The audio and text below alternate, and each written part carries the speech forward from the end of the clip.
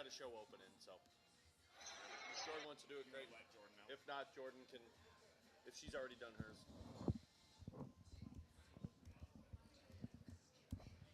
Oh, wait, never mind. Don't text her. 5 minutes to save.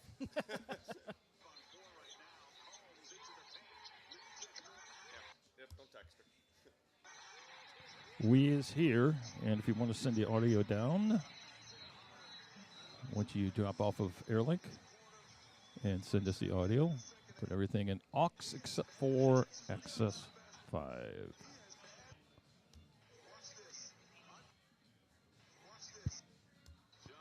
But maybe you're not listening. You don't have us in queue.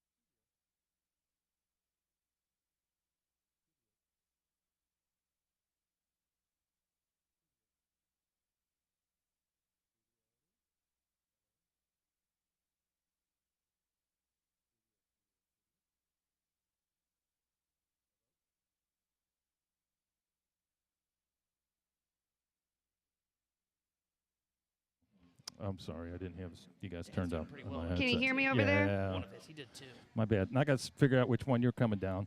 Talk to me and let me kill it. Testing 1, 2. Okay, I know. So now I got to switch these. Hold on.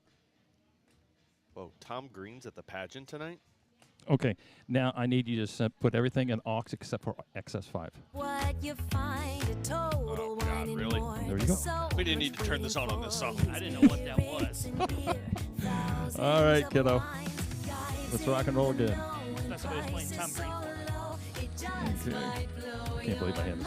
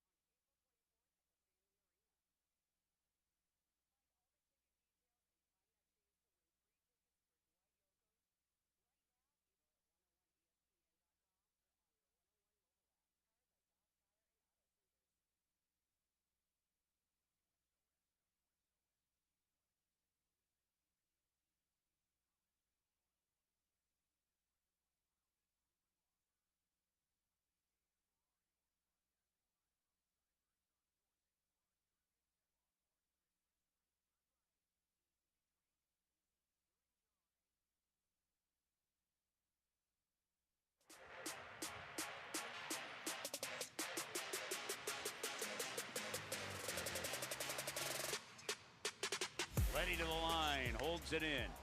A lot of pressure from Vancouver first half. Last few minutes, Blues pressure. Here's Bolduc on the cycle. Blues trying to make the change. Bolduc shoots. Score! Zach Bolduc turns it Blues. A perfect screen from Matthew Joseph. And that shot with eyes gives the Blues a 1-0 lead. 4:12 to play. Period number 2. Braden Shen makes a defensive play at the side of the net. The Canucks get it back near wing. Marcus Pettersson up to Hronek, over to the far side. They go, shoot and score. And the Canucks are in it. Kiefer Sherwood buries a wrist shot that looked like it might have deflected. It gets under the crossbar. And a minute 11 in. Well, maybe just the screen by DeBrusk, but the puck goes in, and the Canucks have tied it 1-1. Score! Right off the face-off to Tyler Tucker. We're tied 2-2. 10:32 to go. Period number 3. Tyler Tucker with the equalizer, and we're tied 2-2. Canucks get it back, and the Blues block a shot. Break out 3-3. Now with speed, Kyrou. Moving in on Hughes. Center. Score! Holloway. Blues lead 3-2. 10:08 to go. Speed kills. Dylan Holloway snaps it ahead. Shen. Learned that in high school. Shen to Broberg. Broberg score! Broberg with the wild card trumper tonight. Game winner, bring out the Zamboni. The Blues are in a playoff spot. Overtime win over the Vancouver Canucks. That's what it sounded like last night right here on your home of the Blues, 101 ESPN, as they have officially taken a playoff spot in the Western Conference. Alongside Alex and T-Bone, I'm BK. Yes, I've seen your text, 314-399-9646. We'll get to it. I promise we'll talk about it. We're going to talk about the happy today before we get to the sad. Come on, guys. Unless you're T-Bone, who is obviously very happy today because he hates me. So, the Blues last night, Alex, looked like a wagon. They just looked the part of a playoff team. Now, yes, they had to get into overtime because Brock Besser had one of a piss missile, let's be honest. It was a piss. It was more than a piss missile. That was a piss slapper. Just an unbelievable shot by him. But the Blues, it felt symbolic of their season. They end up going out there, and they get down early. They get down, and they have to fight back, which is what this season has been all about. Can you overcome adversity? Time and time and time again. Whether that is injuries, where you have Robert Thomas and Philip Broberg go down with serious injuries early on this season, or Pavel Buchnevich, who pretty clearly was battling through injury, or if it's coming back in the standings the way they did last night with the score in that game, or if it's just like being down on yourself. There were moments in that game last night where it did felt like it was, all right, could this be a head dip moment for you? You didn't get the chance was there and you couldn't get it in. For example, in overtime last night, where it was on the doorstep and didn't quite get pushed in. They literally celebrated as if they had just won the game, and then they say, actually, no, you haven't won. You got to go try again. Or at the end of regulation, where Justin Falk makes a boneheaded play, and you end up giving up what is a game-tying goal, and you could potentially have the head dip moment there of, oh, man, we had our chance. We could have had 2 points in regulation, and they find a way to tie it up with, 2 seconds left in the game? They didn't do any of that. They battled through and battled through and battled through without Colton Parayko on the ice and find a way to win the game. I could not be more impressed by this team, man. And there is no, conductor hat moment or anything like that. They don't need my accolades for this team. They have earned every bit of praise that they are getting right now with the way that they've been playing in their last 15 games. Alex, what did you learn about the Blues last night? Adversity. Flashback to Jim Montgomery's comment after that Anaheim Ducks beatdown when they had to fly out the day of. And he said, this team is seeking out challenges right now to prove that they can accomplish it. And now fast forward to this one. I mean, this was an in-game challenge, multiple challenges, because the first period they just beat down Vancouver with 12 shots on goal, and Lankinen was not letting anything get past him. Second period, the Blues take the lead thanks to a Zach Bolduc goal. Third period opens up, Vancouver scores 2 quick goals in 5 minutes on 3 shots, and the Blues couldn't get anything going.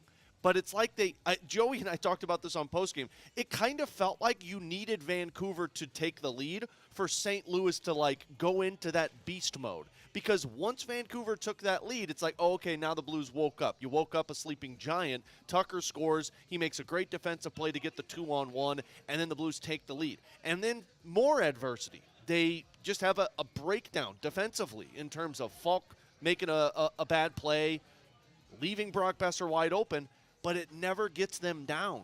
2 months ago, those two things could have happened. Frankly, the first one could have happened to where they couldn't get anything past Kevin Lankinen in the first period, and they would have shut it down. Nope, no way we're coming back into this one.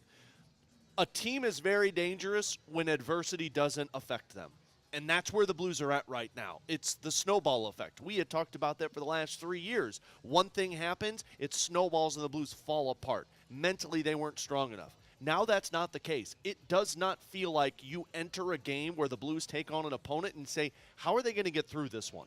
Because you just know at some point, some adversity is going to hit, and it's just going to strike some type of different mode for the Blues to play. In fact, it's the opposite. That snowball effect is becoming a positive for the Blues, Yep. where in that 30-second stretch, the Blues effectively earned 2 points. Yeah. Like that's what happened last night. They are now the aggressors. That snowball effect happens for the opposition, where the ice suddenly tilts in favor of the Blues.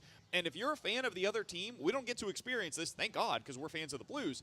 If you're a fan of the other team, you're sitting there thinking to yourself, oh no, you can feel it. You can feel when the momentum has shifted in favor of St. Louis, and there's nothing you can do about it. They're going to score, whether it be once or, like last night, twice. T-Bone, what'd you make of it last night? Yeah, so when they fell behind 2-1, when they gave up that second goal, I actually trusted that the Blues were going to find a way to get back in the game. The one that I was worried about or skeptical of is when you give up that goal 2 seconds to go right before overtime, right? Because that is, I don't care if you are the worst team in the NHL or you are the best team in the NHL. When you give up a late goal like that to force a game into overtime, it is such a massive head dip moment. And especially because you mentioned it, it takes one mistake that sets that up to where then it comes out to the zone. Booch gets beat on a beautiful move by Quinn Hughes, by the way, to help set that up when they get in. That, I don't care.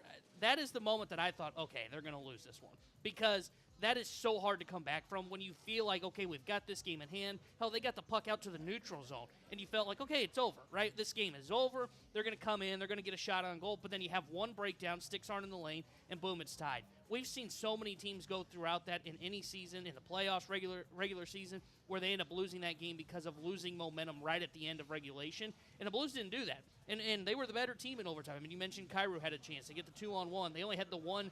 I think Vancouver only had the one great opportunity. It was on that 2-on-1, and they don't end up scoring on it, and you make them pay. So that's the part that was impressive for me. The Blues have gotten to the point for me where I think they are resilient enough to where I was never worried about the 2-1 game when they fell behind. I was worried going into overtime. Yeah. But again, they showed no signs of cracking. They showed that, hey, you know what?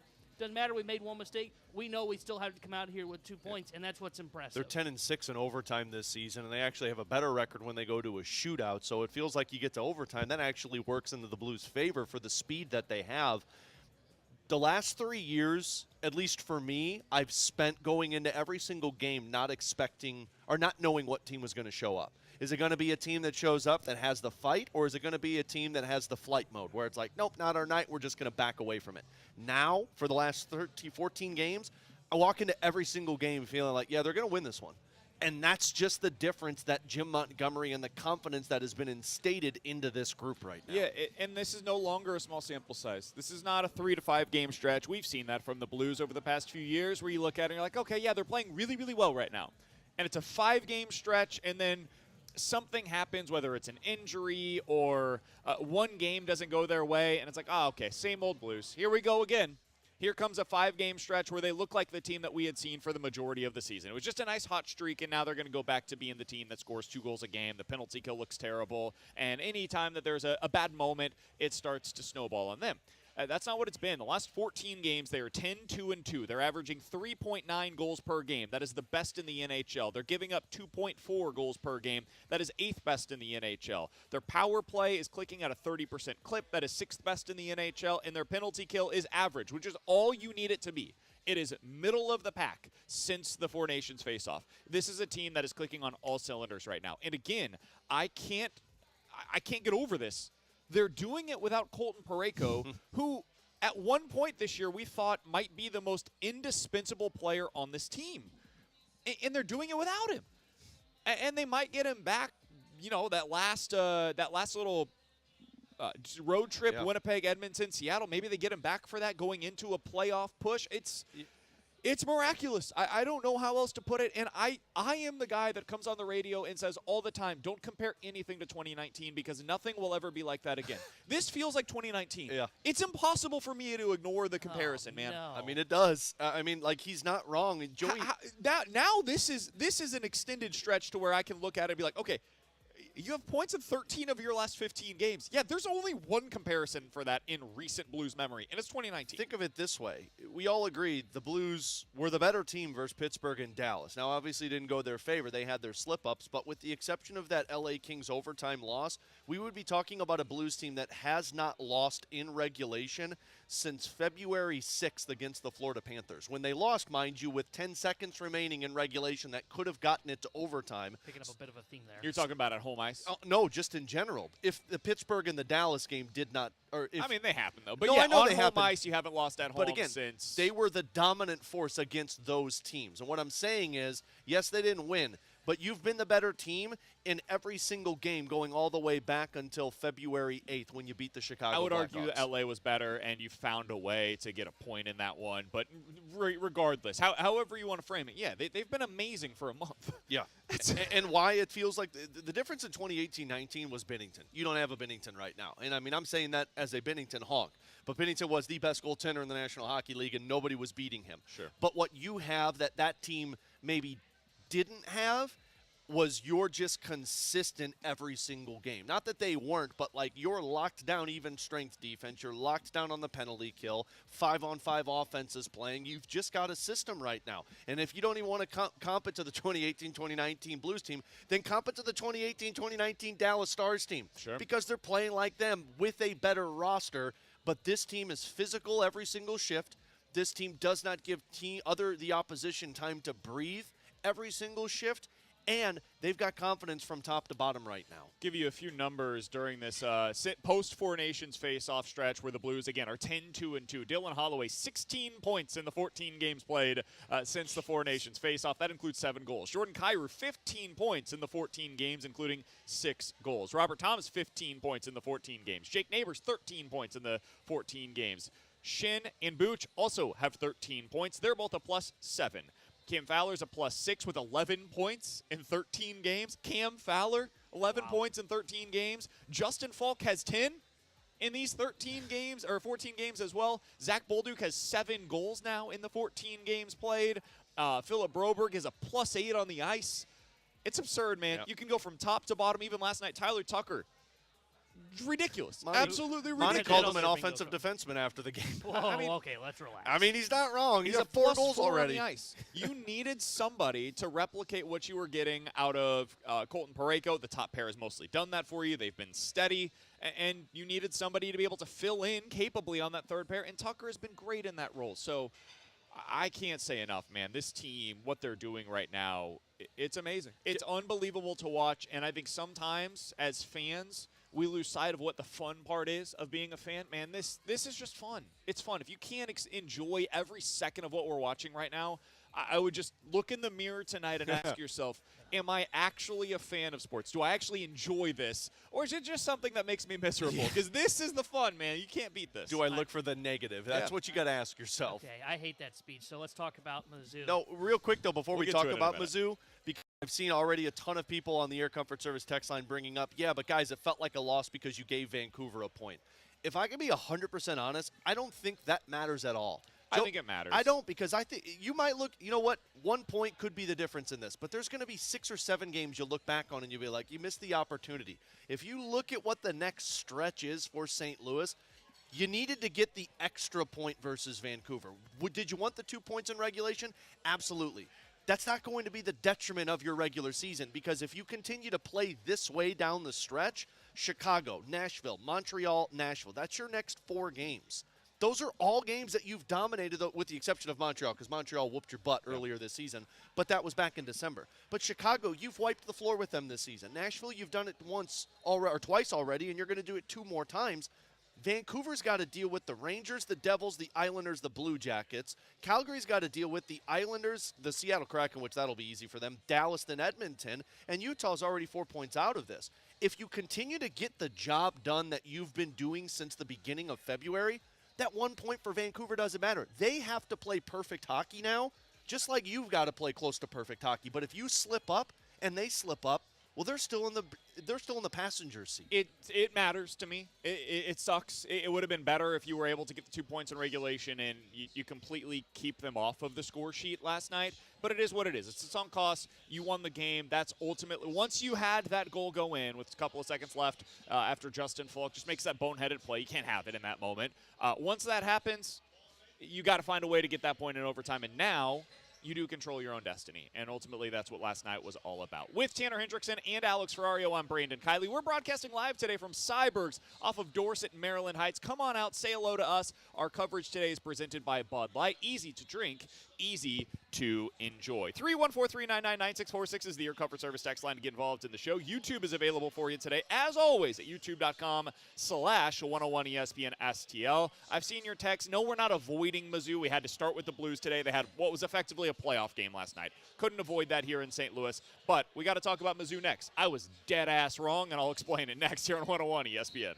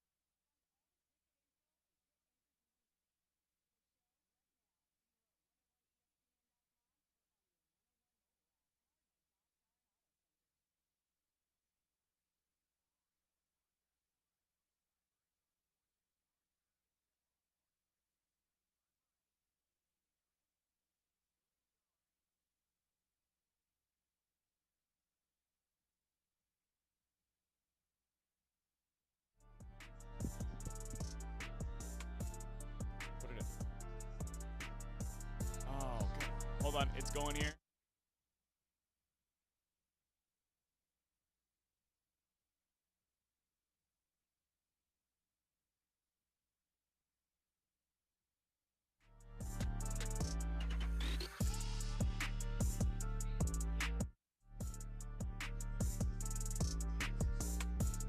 Try again.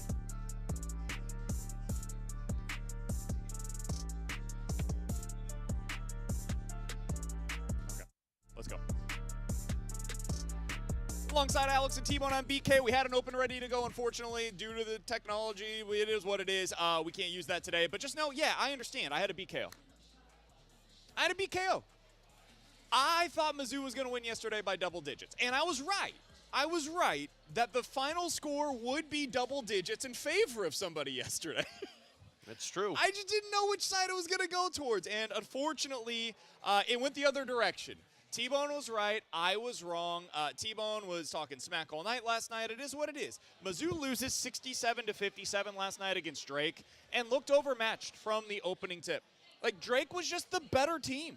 And I didn't think they would be able to do that. I didn't think Caleb Grill was once again going to have one of the worst performances you could possibly expect out of him. He went 1 for 7 from beyond the arc. I didn't think Mark Mitchell was going to shrink in the biggest possible moment. Unfortunately, he did as well. Looked completely invisible for large stretches of that game for Mizzou against Drake last night. It was a horrible game. In my opinion, bad game plan for the first 20 minutes of that one as well. I didn't think Dennis Gates had a good night. I thought he was completely outcoached by Ben McCollum.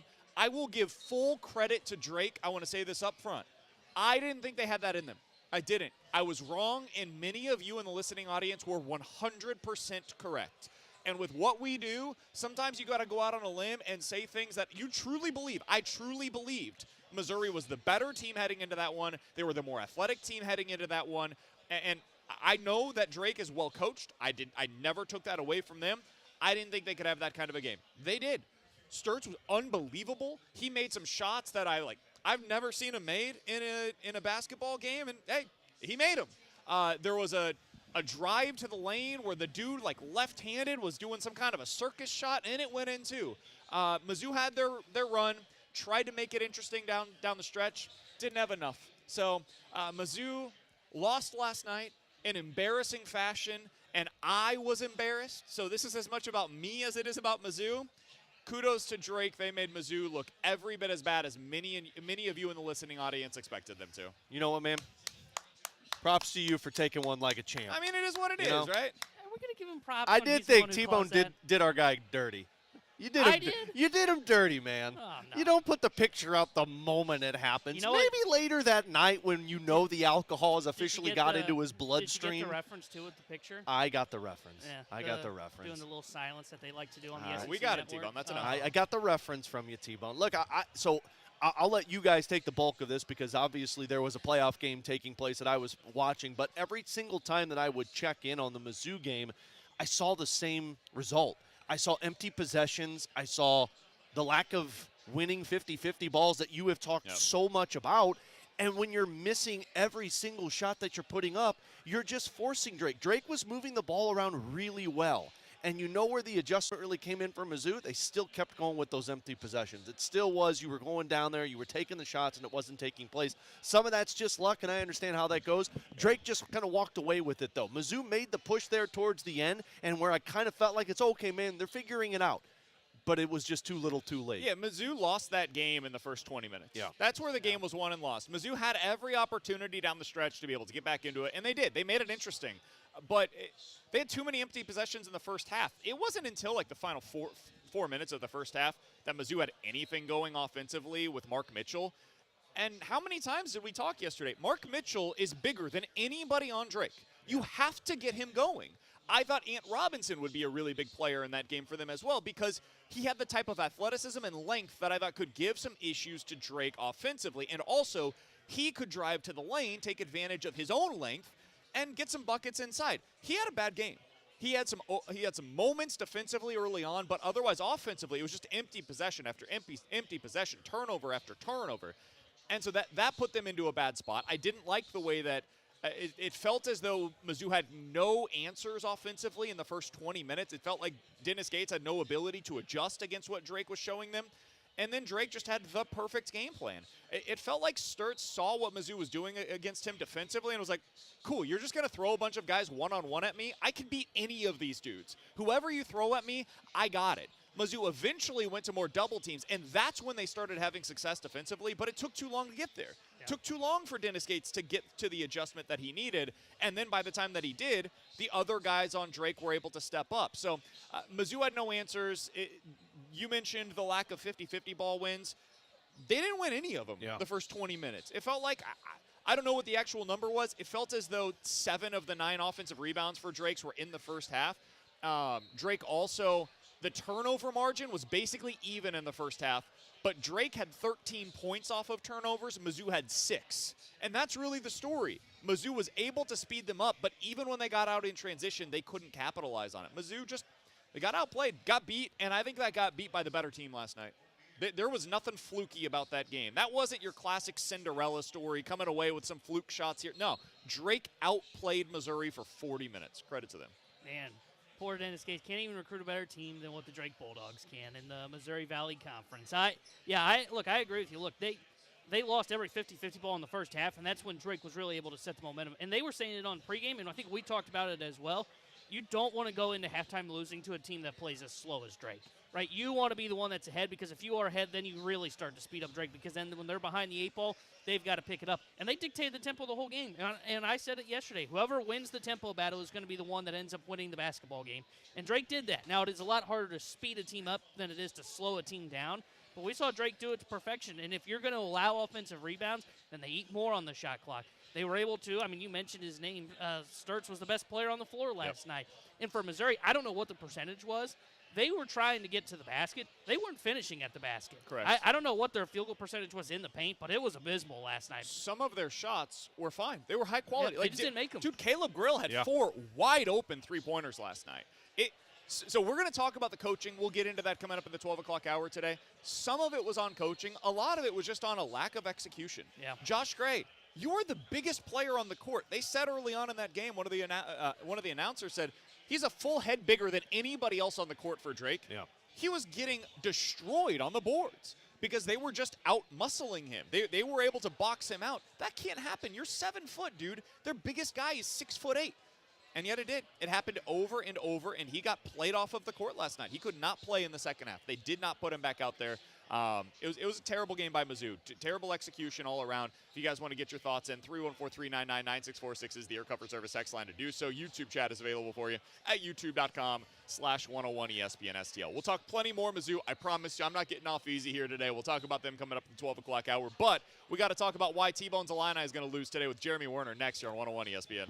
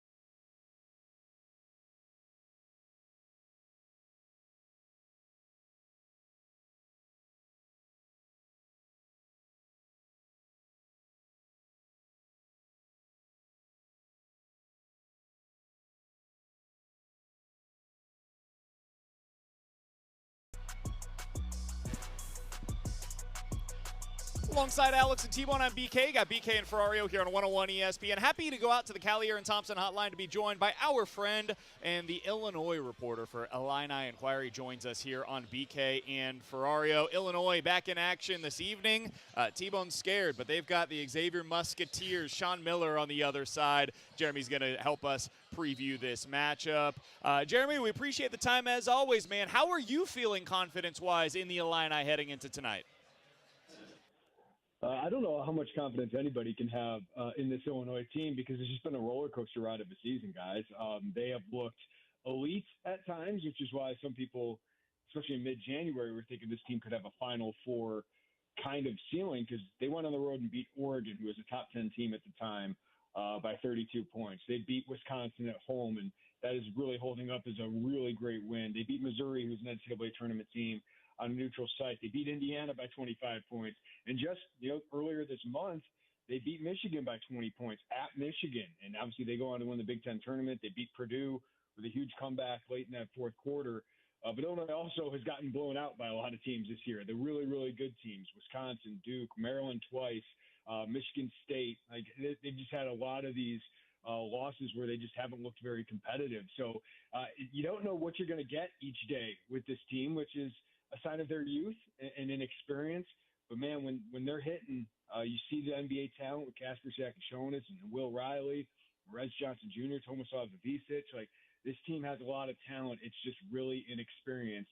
And they're going up against a Xavier team that is less talented, but certainly way older and way more experienced today. And Jeremy, with that being said, I feel like that's a slippery slope to play with when you got a young team that can kind of run through the wall if they need to, but it's just an unknown going into the game. So how does a Brad Underwood handle something like that? Yeah, he's trying to keep it loose. I think his first couple of years here, because, Brad's been in the NCAA tournament, Stephen F. Austin, but, he said early on in his tenure, and obviously everyone knows the infamous loss to Loyola in the second round, but that team hadn't played in the NCAA tournament because of COVID. Like, Iota Schumann was a junior, but hadn't played because of COVID the year before. Kofi Coburn had never played in the tournament.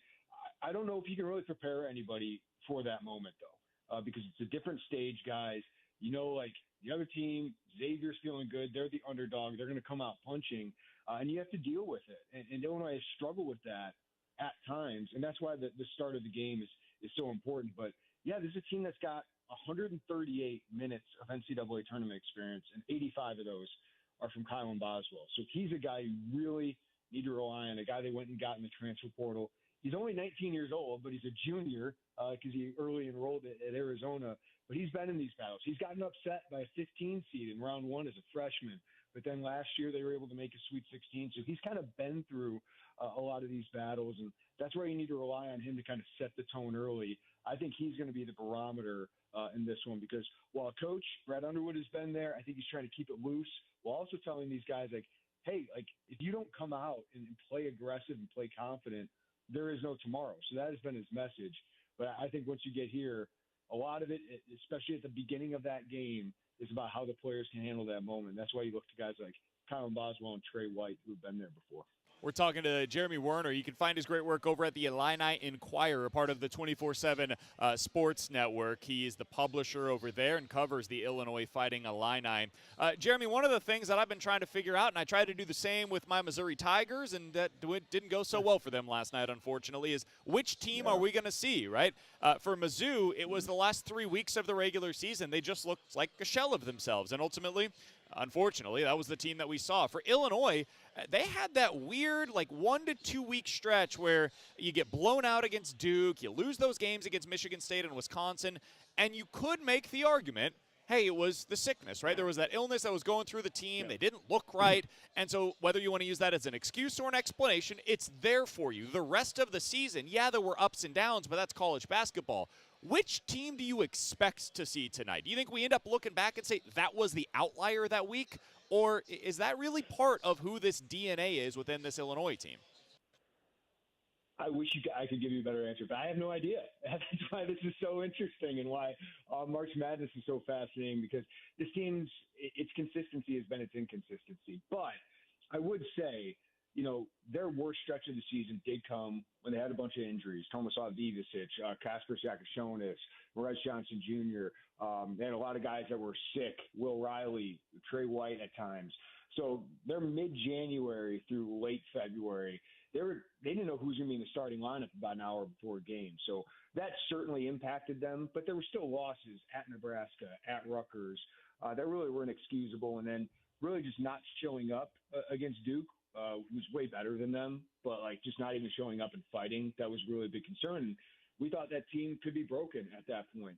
But I do think the next 4 games kind of showed what this team can be when it's healthy, when it's whole, and when it's confident, to be honest with you, confident and aggressive, attacking the rim, kind of using their size and strength at certain positions to kind of roll over opponents, because they are more talented than most teams they're going to play. If they advance today and they play Kentucky, guys, I think Illinois has got as much talent or more talent than Kentucky this year, because they have one and dones. They have several NBA players on their roster, while Kentucky under Mark Pope, they got some guys that are going to be in the NBA, but not as much as they used to have under John Calipari. So if they assert themselves in that way, they're pretty good. They played their best 4 games, or 4 of their best stretch, one of their best stretches of 4 games in the season there. But then you just had the bad taste in your mouth in Maryland. Maryland, they were down almost 40 points in the Big Ten tournament. It's a terrible matchup for Illinois.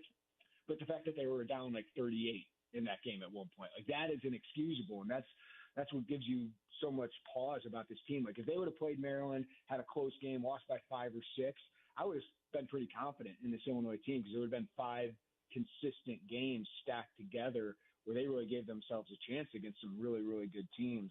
But with that bad taste in your mouth, you just go, well, maybe this Illinois team is just up and down, and that's where you just don't feel confident, especially going in against a team like Xavier. But I can see anything happening, guys. But again, I think in the first 10 minutes of this game, you're going to know whether Illinois is the aggressor or not. And if they're not the aggressor, I think the Xavier team is going to take advantage of it. And Jeremy, I agree with everything that you just said there, and it's what makes it tough for me to answer this question, so I'm going to ask it to you. What would make for a successful tournament for the Fighting Illini? Is it a Sweet 16 appearance? Is it Elite 8, or is it just winning this first-round matchup? The way I kind of look at it, if you lose this, if you lose this first-round game, I think most people are going to look at this as a season where potential was flashed but ultimately not reached, and it'd be a disappointment, because Brad Underwood has talked about building a national championship roster and getting the talent to do that after playing UConn last year. So losing in the first round would definitely be a disappointment. I think even losing second round, it'd be okay, because you're playing a Kentucky team and you've seen inconsistency. I think people would feel like, okay, it wasn't a bad season for Illinois.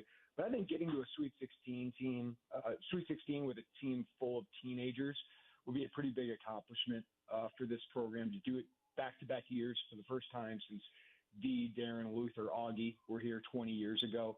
That'd be a huge step, because, guys, this was always kind of thought of as a 2-year kind of retool this offseason, because you kind of knew there was going to be inconsistency with a younger team, a team that had 9 of the 10 top 10 players in this team overturned, right? They had 3% of their scoring returned from last year. So to get a 6 seed and win an NCAA tournament game, I don't think that'd be a terrible thing. That's still a sign of a good program. But the most important thing will probably be, can you get a lot of these guys back? Kylan Boswell, Trey White, Maurice Johnson Jr., Tomislav Ivicic.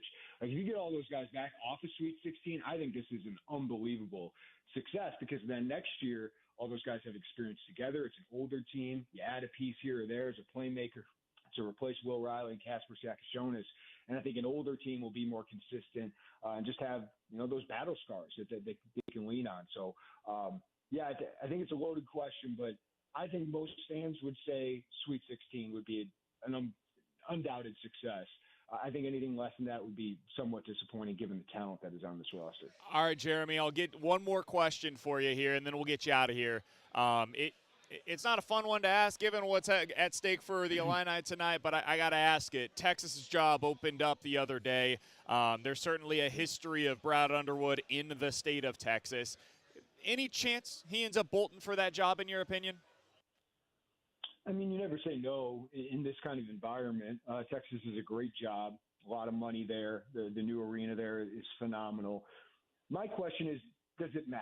Do these guys match at this time? Like, I think Texas, Sean Miller makes a ton of sense given his history, given the way he can recruit, what he did at Arizona all those years. He makes a lot of sense. Plus, it's a step up for Sean, right? Like, I think that would make a lot of sense for Sean. Brad Underwood will be 62 next year. Now, that's not old.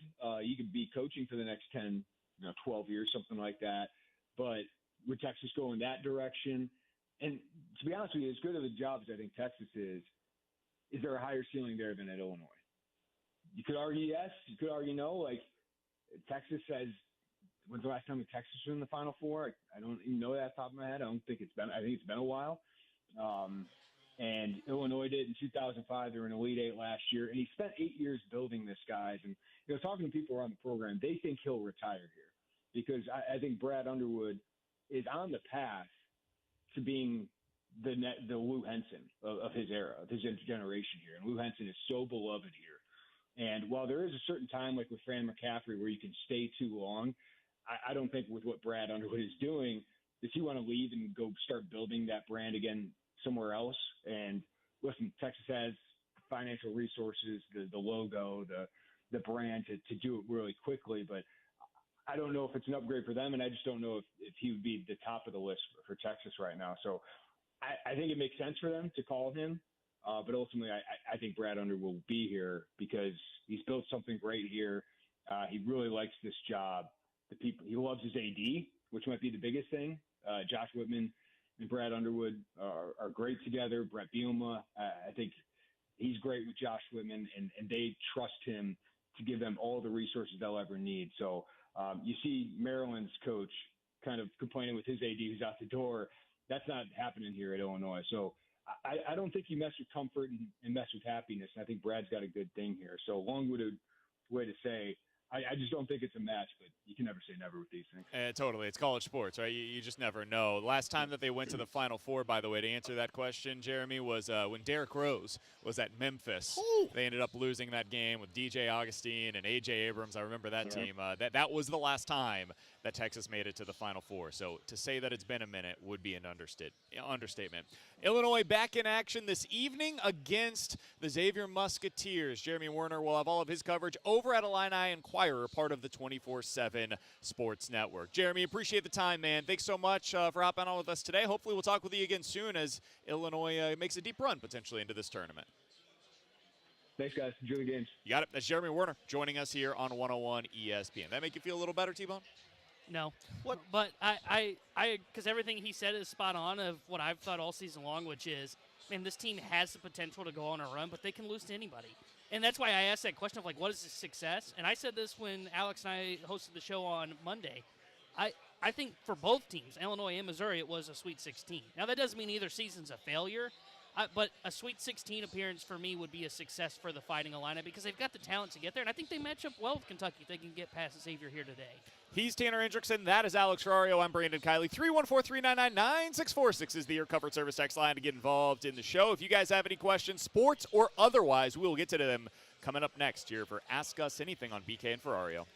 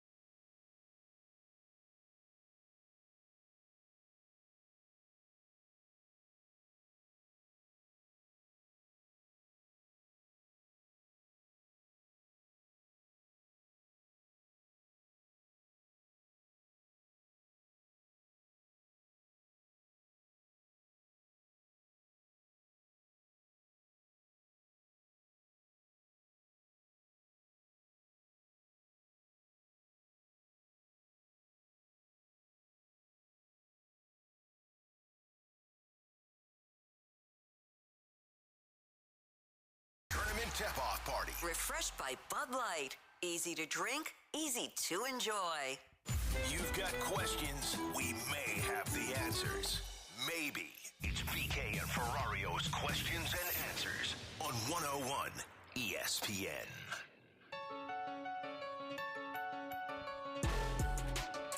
All right, 314-399-9646 is the Air Comfort Service text line for Ask Us Anything. If you guys have any questions, sports or otherwise, we'll go ahead and get to them right now here on BK and Ferrario. We also have the Graveyard Chat available for you at youtube.com/101ESPNSTL. From the 314, guys, ask us anything. Hate to ask the question, but do we think the March Madness brackets will ever expand to even more teams? Probably. Yes. No. Yeah, Take the probably out of it. Yes, because you know what comes with it? Money. And you know what the NCAA loves? Say it with me. Money. Yeah, I agree. I think it's coming in the next 5 years. I think they're going to expand. I don't know what that number is going to be because it all comes down to the dollar, right? And these conferences, too, these conferences are going to love adding more teams in because when they expand, it's not going to help out whatever, the Missouri Valley Conference, for example. It's going to help teams in the SEC, the Big Ten. Texas would not have been a first four in. They would have been locked in to place. You would have gone even lower in the SEC standings to look to see who was going to be the team that was on the bubble. So, yeah, I think it's just a matter of time till we see it expand. And I hate to say that because I love the format that it currently has. I mean, I could do without the first four, but I think this is the perfect format that they've got now. All right, this comes from the YouTube chat. Splashback Deuce asks, guys, will T-Bone be streaming like Jackson did? And if Illinois loses, will BK get Tanner back for trashing him after Mizzou lost? First of all, absolutely. I hope T-Bone understands.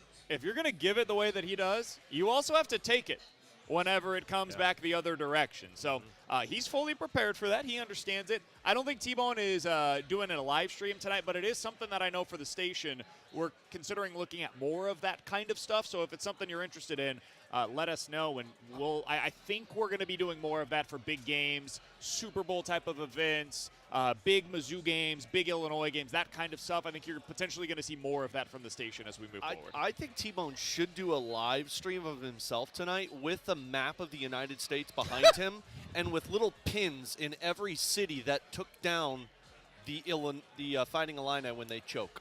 Yeah. So like a pin in Loyola, a pin in Xavier. Yeah. I think you should just do that. I'm going to put a pin in my favorite Missouri Valley Conference school, which is Drake. Cool. He didn't even know where that was until two weeks ago. Yeah, it was just because he bought a sweater from there. Look, I will over under how many times you wear that Drake sweater beyond yesterday? Oh, I almost wore it today, first off. But BK was kind of pouting in the group chat last night about, this isn't fun for taunting when we're getting our butt kicked. So I was like, well, I would feel bad. And he was calling me a bad guy, which is undeserved, but he was calling me a bad guy. It's very earned. So I decided not to wear it, but I will wear it a lot during the winter. I want BK to remember, anytime he gets excited about Dennis Skeet's team, the next day I'm going to come in with this, hey, remember this logo? Remember watching this where Mizzou choked in March once again? This is they what can't college beat a double-digit sports are seed? for.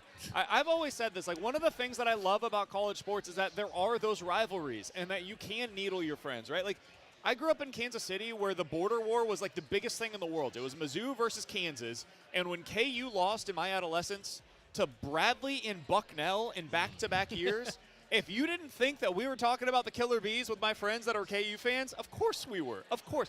Northern Iowa beating them in the tournament, one of my greatest memories as a child. So, yeah, I get it. This is what comes with it. When you make the tournament, you earn the right to have your friends needle you if you end up losing in the first round. And T-Bone will get it right back if his Illini lose tonight against Xavier. I'm prepared. From the 314, BK, have you ever considered using your powers for good instead of evil? I have. I would love for that to be the way that it works. It just doesn't. No, BK is a villain because he has to believe it, and he unfortunately only believes things that seemingly ruin people's lives. And unfortunately, he's BK'd the Blues. So no, you know what? He tried to BKO Colton Parayko, but Colton Parayko is stronger. He finally has bought in on this could be like the 19 Cup run season, so this means it's a first-round exit in 4 games. Stop trying to will that. That's not what I'm saying. I'm not saying this team's going to go on to win the Cup. What I am saying is that the feel around the team this is bad. is similar to what it was in 2019. I have not said anything definitive like me coming on the air and saying, a month ago that Mizzou was a Final Four contender. That is different. He knows better than that. talking about vibes. Vibes, I think, are okay. Oh, I don't think so. Dude, if you can shut down an airline, you can ruin vibes. 314-399-9646 there's too much love in that is the locker Air room. Comfort Service text line from the 314. BK, why do you hate yourself? You know BK is alive and well, or the BKO is alive and well, and I quote, Mizzou will win by 10. Dude, learn not to speak and keep my Blues out of your mouth. Yeah. I get it. I felt a slap there, too. We're at Cyberg's off of Dorset if you'd like to come up and Will Smith them. We are at Cyberg's off of Dorset in Maryland Heights. It's a great time out here. It's already getting packed. So if you want to come on out, say hello, grab yourself a cold Bud Light, easy to drink, easy to enjoy. We'll be here until 2 o'clock. The Fast Lane will be broadcasting live until 6. Games are already going. Mississippi State up 30-29, about 3 minutes to go in the first half of that one. It's been a good game thus far. Alabama up 19-13 against Robert Morris as well. Those are the two games currently in action. We'll have more as we go along today. Do want to say one more thing before we get out of here, and coming up next on BK and Ferrario, we're going to talk about Dylan Holloway and him finally getting the national recognition that he deserves. Yesterday, one of the guys that influenced me more than really just about anybody else in my life when it comes to both personal and professional career-wise passed away. His name's Dan Israel. He's one of the best individuals I've ever met. He was the producer of the Chiefs radio network for 30 years, and growing up, I had the distinct pleasure of being on his son's football team, and that's how I got to know Dan. Is his son Matt became one of my best friends in the world. He was one of my groomsmen. I was over at their house as often as I was at my house. I'm sure both of you probably had friends like that, right? Where you go over there and like spring break, winter break. I was over there for like a week straight. I would bring extra clothes to just stay over there for extra time. And Dan became a father figure for me. And because he was in Chiefs radio, I got to learn about this side of the business. And thinking through some of my memories with him, just like flashpoints yesterday as it was revealed that he had passed from his really decade-long battle with cancer. It just got me to thinking about a lot of different things, including the type of influence that you can have on other people's lives without even necessarily knowing it. I don't know if Dan knew that I was going to go into this professionally, in part because of what I saw him doing. I don't know if Dan knew that he became a father figure to me, but he did. And whether that's for your kids or your kids' friends or just somebody that you come in contact with, never forget the kind of influence that just one conversation, one moment can have on another individual. Dan had that for me. My mom was going through cancer when I was in middle school, and the Israels were the family that I needed to support me through that time.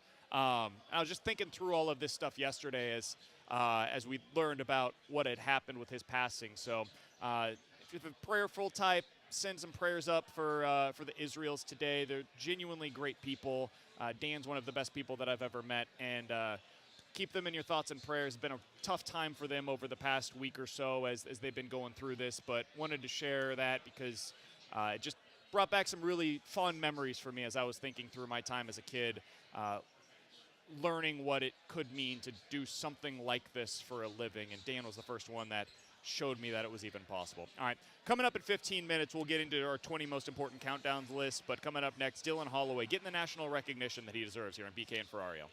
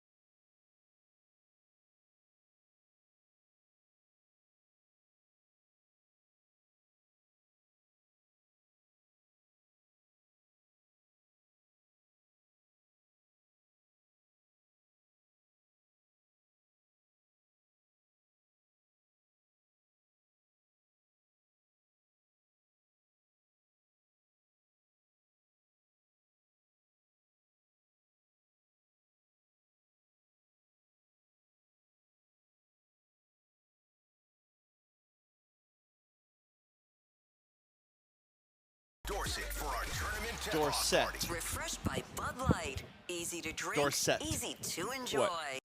Yeah. It's French. Tyler Tucker with the equalizer, and we're tied 2-2. Canucks get it back, and the Blues block a shot. Break out 3-3. Now with speed, Kyrou moving in on Hughes. Center, score! Holloway! Speed kills! That's what it sounded like last night right here in your home of the Blues, 101 ESPN, as Dylan Holloway, another goal for him. The Blues just have an unbelievable player right now in Dylan Holloway, Alex. He's been amazing all year long, but he's heating up once again. It feels like he has these stretches for like 3 weeks at a time where he just becomes the best player, and not just on the Blues, but potentially in all of hockey. Buccigross tweeted this out yesterday, and it's the national recognition that I think Dylan Holloway deserves at this point. He said, what a steal to get Dylan Holloway for a third-rounder. Dude is turning into a wagon of a winger, fast and physical. Don't see why he can't be a consistent 30-goal, 40-assist guy in his last 13 games. He has 7 goals, 9 assists, good for 16 points. Again, that comes from John Buccigross, who knows a thing or two about the world of hockey. Alex, what are you seeing right now from Dylan Holloway that stands out to you? A unicorn. I'm seeing a guy that impacts the ice in every single aspect when he is on there. You know the span of games that Dylan Holloway has gone without a point since Jim Montgomery took over? Ooh, like the longest Stretch where he went without a point. I'll go Jim Montgomery. 3. I was gonna say 3. It 3, was 4. 6, but okay. It was the first 10 games of the season when Jim Montgomery took over. So since those 6 games that he went without a point, he has not gone longer than 1 game without a point.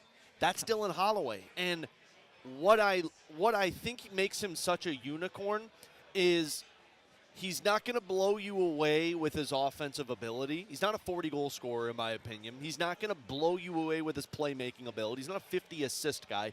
But what he's going to do is he's going to find a way to hem you in your own zone on an offensive shift and keep a forecheck going, because he is so slippery when he gets the puck along the boards. Teams can't get him off of it. And then when he makes a mistake, or if a mistake occurs, he's going to be the first one back. He's fast. He's ability to break up plays. He's really strong on his stick. I do think Buccigross is right. I think the Blues I think they found a player who consistently is going to be a 30-goal, 75-plus point player every single season. And to me, that's a unicorn, because typically in hockey, you got a sniper, you've got a Selke Trophy candidate, you got a playmaker. I think Dylan Holloway's got all of those aspects of his game combined into one player when he's on the ice. This guy has nothing attribute-wise that he doesn't have. Yeah. We said this early in the season, Alex, and I was like, I don't want to feel like I'm falling victim to a small sample size where it's like, okay, he gets really hot and then he plays exceptionally well. And we get later on into the year and it's like, okay, yeah, he had a nice month. That happens sometimes. Sometimes guys just have a really nice 1-month stretch. That might be what we're witnessing with Zach Bolduc. I think it's more than that, but it's possible Zach Bolduc settles into being a 15 to 20 goal scorer. It's possible. I don't feel that way at all about Dylan Holloway, man. I think Holloway is a modern-day version of what it means to be a Blues hockey player. And what I mean by that is, dude, he does get out on the forecheck. He's one of the best forecheckers on this team. He's fast. He's physical. He's got a great shot. He plays well inside of his own zone.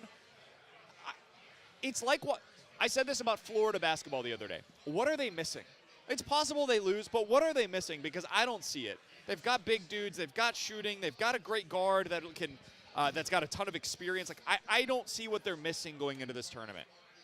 I don't see what Dylan Holloway is missing to be a star in this league, man. He's not going to be Connor McDavid. He's not going to be Alex Ovechkin. Like, not at that level.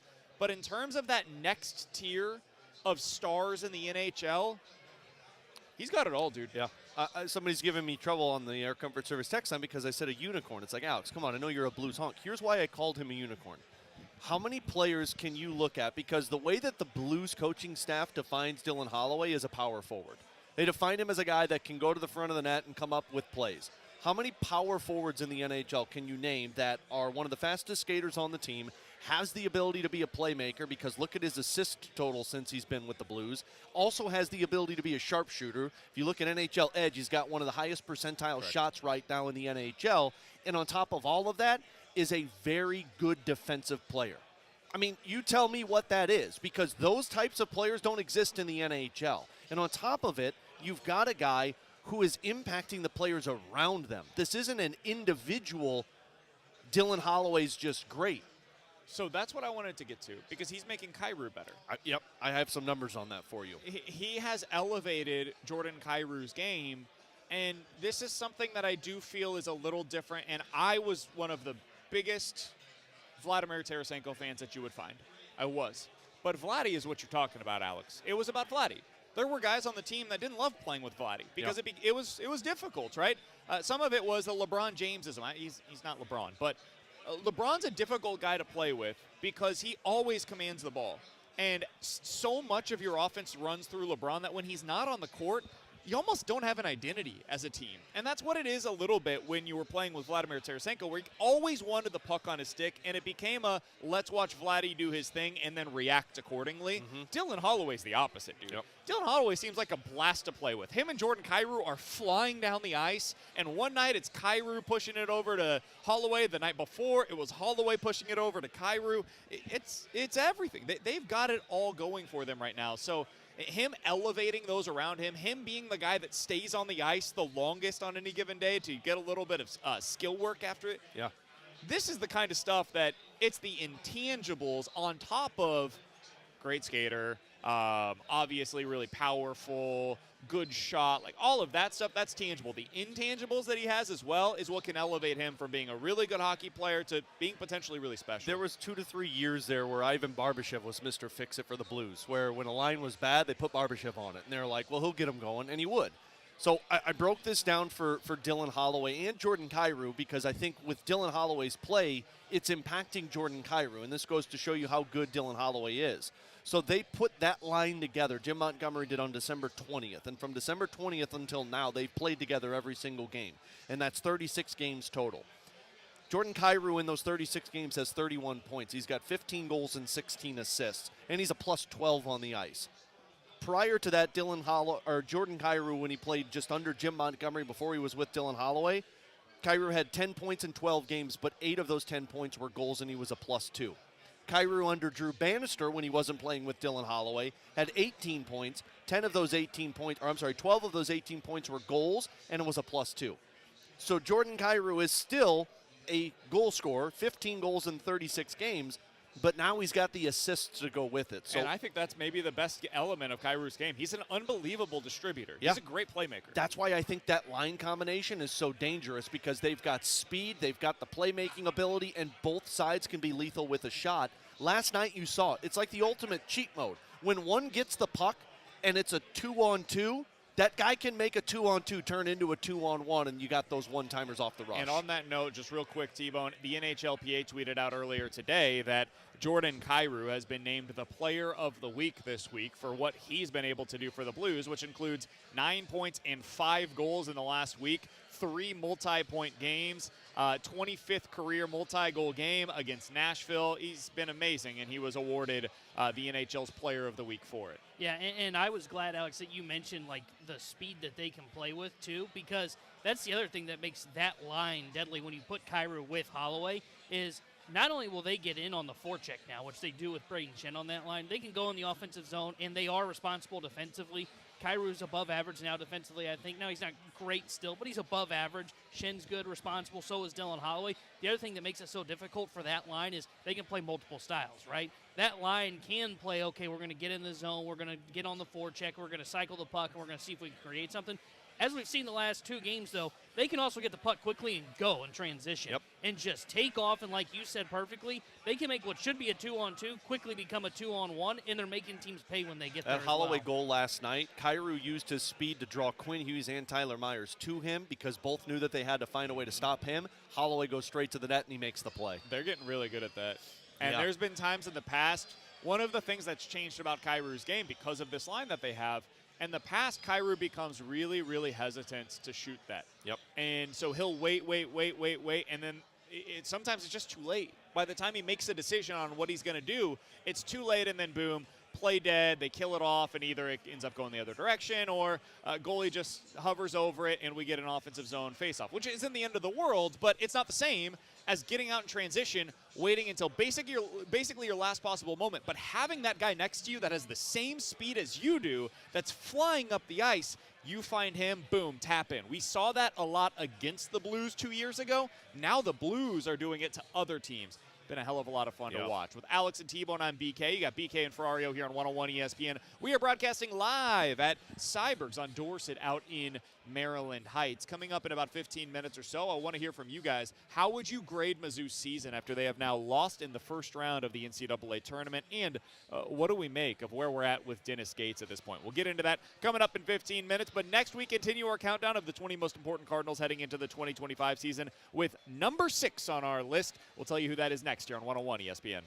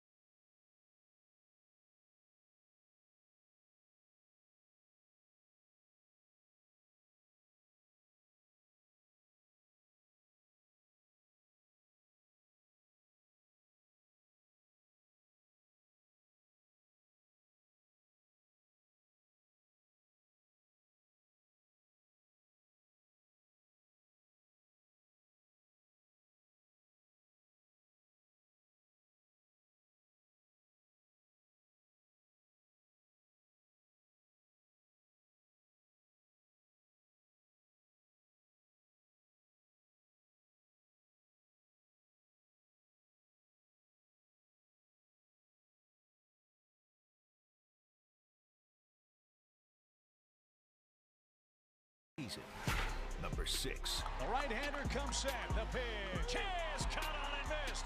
It's history for Ryan Helsley. His 49th save. Ryan Helsley.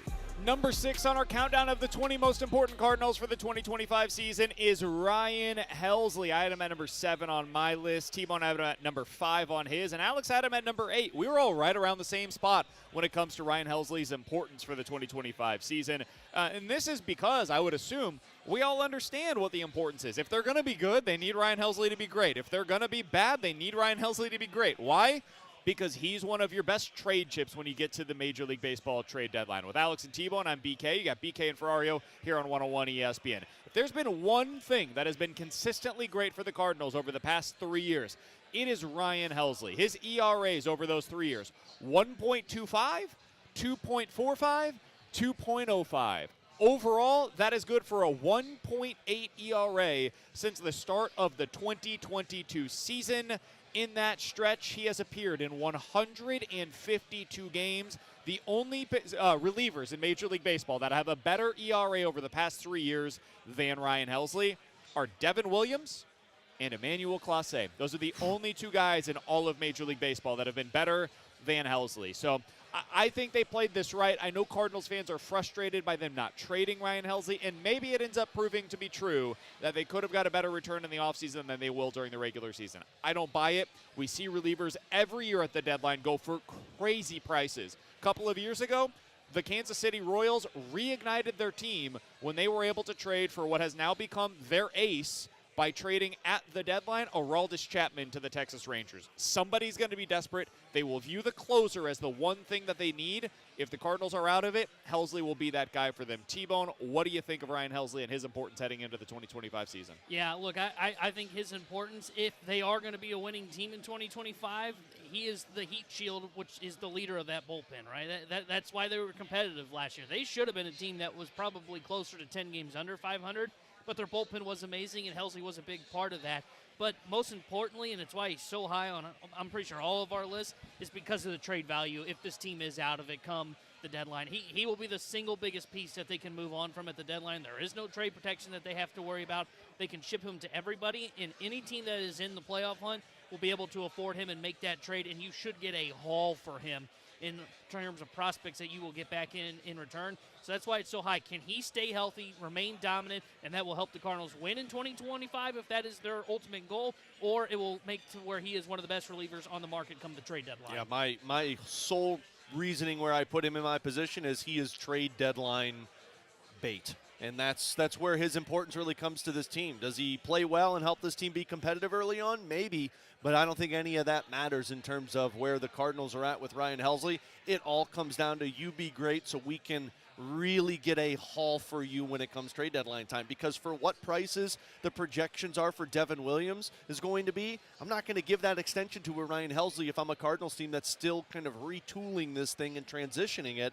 So this all comes down to Ryan Helsley being great this year, maybe helps you win a few games you didn't deserve to win, but then turns into you become the biggest trade chip that the Cardinals have to offer. And in a worst-case scenario, they get a really good draft pick out of it. 100%. Even if you decide to keep Ryan Helsley around, you have the ability to now have a guy in Chaim Bloom who is known for his ability to identify and develop pitching to go into the draft next year and say, who are my favorite arms that I can get with this draft pick that I acquire because Ryan Helsley leaves via free agency. That is, again, the worst-case scenario that could happen here is you get a pretty damn good prospect at, like, the top of the second round. I don't think that's likely. I do think you'll be able to get somebody in return for him at the deadline if this team is out of it.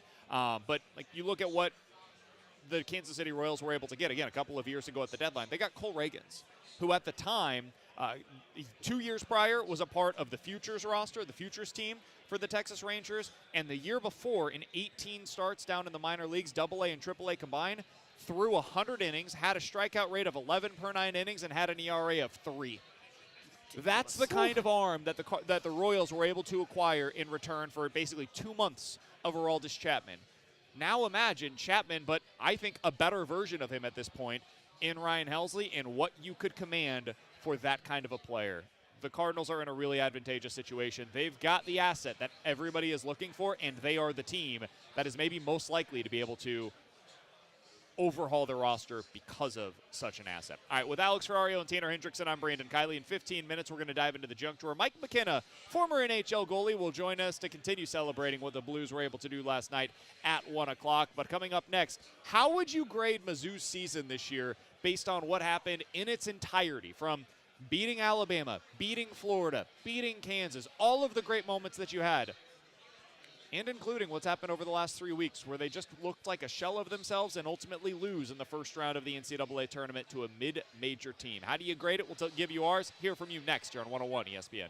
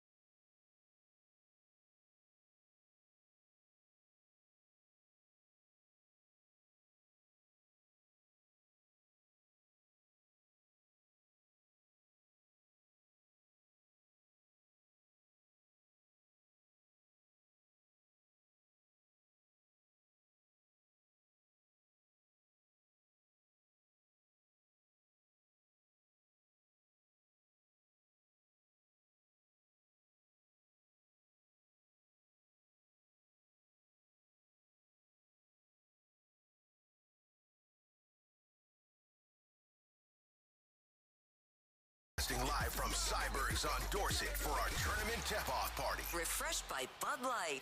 Easy to drink, easy to enjoy.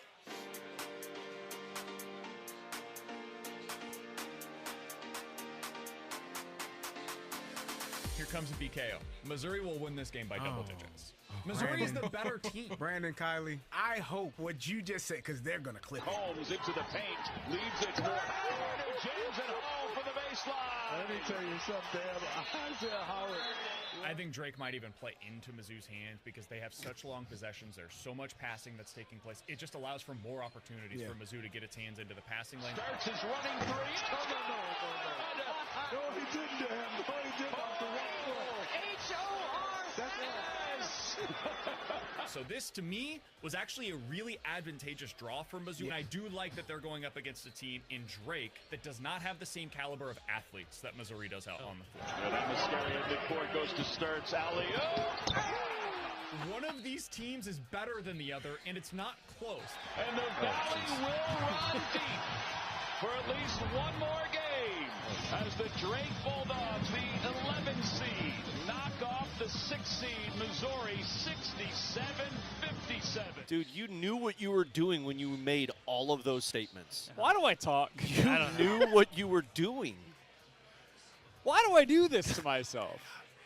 This is the one that, like, emotionally actually affects me. That last one, man. I care about Mizzou. That last one was brutal. I live and die with this team, man. You can see what's kind of right about the when they hold the ball more, lead some more. Yeah, Mizzou forced turnovers. They just turned the ball over more. I think Drake actually plays right into Mizzou's plan.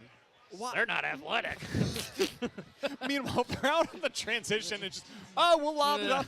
This is the best. Their point guard had a no-look alley-oop. One dude just drove right through the paint and did like a lob one-handed. I think it touched the top of the basket and then just rolled in. That was a circus shot, and then their point guard had a three-pointer that he shot off of one leg at the end of a possession. It looked like the Globetrotters out there against my team, and unfortunately, the Missouri Tigers looked like the Washington Generals at times. Yeah, With Alex and T-Bone on BK, you got BK and Ferrario here on 101 ESPN.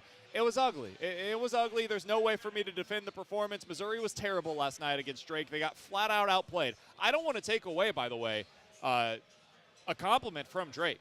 They forced Mizzou to play like that. Drake dictated everything about that game. This was not about Mizzou just choking it away. Drake won that thing, man. They looked against Mizzou the way that everybody that watches a bunch of MVC basketball says they looked all year long against anybody they played. Where I was wrong about this game, and I was wrong about basically everything, but where I was most wrong is I didn't think they would be able to take that style and apply it against my team. I didn't think it would happen. And not only did they do it, they did it from basically start to finish with like a 3-minute stretch in there in the second half where it stopped working for them and Mizzou found some answers, but it was too little too late. Drake still continues to pull away. They win by double digits instead of Missouri winning by double digits. Just fantastic performance by them and a dud for Mizzou. Was great, wasn't it? That Drake Bulldogs team, man, they know how to play college basketball. They were able to outcoach Dennis Gates, who once again chokes in March. That was the most surprising part for me, is Gates getting outcoached the way that he did. I'll say that. Look, Drake playing that slow a style, slowing down Missouri, I thought that was always going to be problematic. That game for me with Dennis Gates reminded me when I watched Brett Underwood get outcoached by Porter Moser when he was at Loyola Chicago. And they kept going to the pick and roll in that game, and I was going, Brett, will we go to a 2-3 zone at some point just so we can get rid of the pick and roll, which is killing you right now? They never did. They ended up losing that game. And for me, I never saw the adjustment from Dennis Gates. To me, it looked like they had a game plan, and it reminded me a lot of the Missouri Tigers lost to A&M when they got blown out in college football, which was they had a game plan. It did not work, but then they couldn't adjust on the fly, and I think you really saw that happen, and that's why that was the most surprising part for me was how bad Dennis Gates got outcoached last night. I am completely the opposite way on that one. I don't look at, yes, Dennis Gates probably should have adjusted, but you know what's really difficult to do when you want to adjust? When your team shoots 33% from the field and 25% from the three-point range. As much as you can look at Dennis Gates and be like, man, why aren't you adjusting to this? What's there an adjustment to? To me, the players didn't convert. You mentioned it. Like, your big man didn't even play like a big man. Yeah. You weren't aggressive on 50-50 balls. It felt like the players were just like, nope, this isn't going to go our way tonight because we're not making our baskets. And we Drew King, is that, why do I want to say Dwight King for some reason? I've been watching The Office lately. That's probably why. He even said, it's like, look, they're not going to win if Caleb Grill doesn't make his shots and Mark Mitchell's not effective. So, to me, yes, should Dennis Gates probably had a different game plan up his sleeve? Probably. But I'm not going to blame him for the Missouri Tigers putting up 57 points and their team shooting 33% from the field. I get both perspectives because I think both are true. I think Dennis Gates lacked adjustments. I think that he went into it. I had the same idea as what Dennis did. I did. I told you guys I think this is an Anthony Robinson game where he's probing to the middle of the court. You have the defense collapse on them. They pack the paint. They want to prevent those high the high volume shots that have a high percentage. They wanted to take those away, and they'll give you some open looks from three. And they gave those to Mizzou, and Mizzou missed them. Caleb Grill just missed the open looks. But then Missouri started turning it over, and it was Perkins and it was Ant Robinson, both just these crazy drives to the basket that resulted in turnovers and then transition points going in the other direction. When you see that, you must adjust. You must.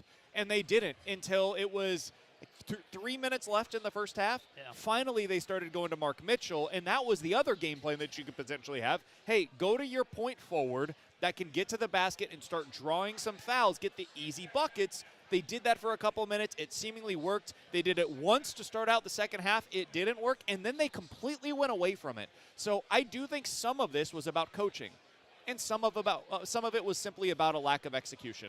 Missouri just didn't execute at all. Grill missed all of his open looks. Ant Robinson was terrible from the floor yesterday, and you didn't have a big man that could stay on the court, which should have been a huge advantage for you. So you can't totally blame the coach, but some of it has to reflect on him. And now you go out, kind of zoom out for a second, as we've talked about the individual games, zoom out on the season. It's hard for me to say it was anything other than like a B season for them. I can't remove the memories that this team gave me, man. And I was so devoid of excitement watching Mizzou basketball. Yes, we had 2023, which was a really fun season. They deserve credit for that. That was the first year under Dennis Gates. But last year sucked so much. You had 0 wins in conference play. And to get back to respectability, and not just respectability, but that win on the road at Florida was unbelievable. The win at home against Alabama and Kansas, you rush the court against your rival in KU. You end up getting that huge win against Alabama where you expected to do it, and so you don't even rush the court. This team gave me that, and I will forever be grateful for it. Those are the kinds of memories that college basketball is all about. So I can't completely write off the season because they did have those moments. I'll give them a B, though. It should have been an A if you had got past this first-round matchup, but you didn't, and you end up falling short once again. I'll give you a B. Yeah, I'm somewhere between like a B- and a C+. And I think I lean more towards the B- just because of the moments that they did provide, and there was like a little bit of life of Mizzou coming from last year.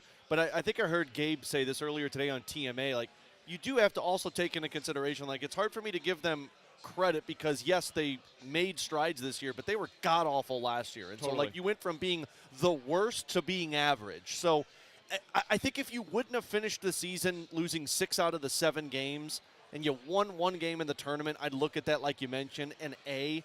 But because of the way the season ended, I think I'd put it at about like a B-. Yeah, I would go B for the Tigers because I do think they got some positive returns on the season. First off, they played great in the regular season, and there's no taking that away from them. Also, let's remember, going into the season, there was real questions of, hey, is Gates the guy? I mean, he did just come off an 0-for-18 in the SEC, and you had the wild swings of a tournament team that lost in the second round to 0-18. So what were you going to get answers on with Dennis Gates? You learned he can evaluate talent. Now, there was maybe some left to be desired about his coaching yesterday, Sure. but at least you got some positive returns there. I think for them to have an A, it would have taken them getting to the Sweet 16 because they had that kind of talent on the roster. But I wouldn't go lower than a C because it wasn't an average season for them. They were still a pretty good team that just happened to run into the Drake Bulldogs, who are awesome. So I think it's a B for Missouri. The thing that's hard for me, though, now as we start to look forward at Dennis Gates and what he's going to be, I can't think of a comparison for a coach that started his career like this.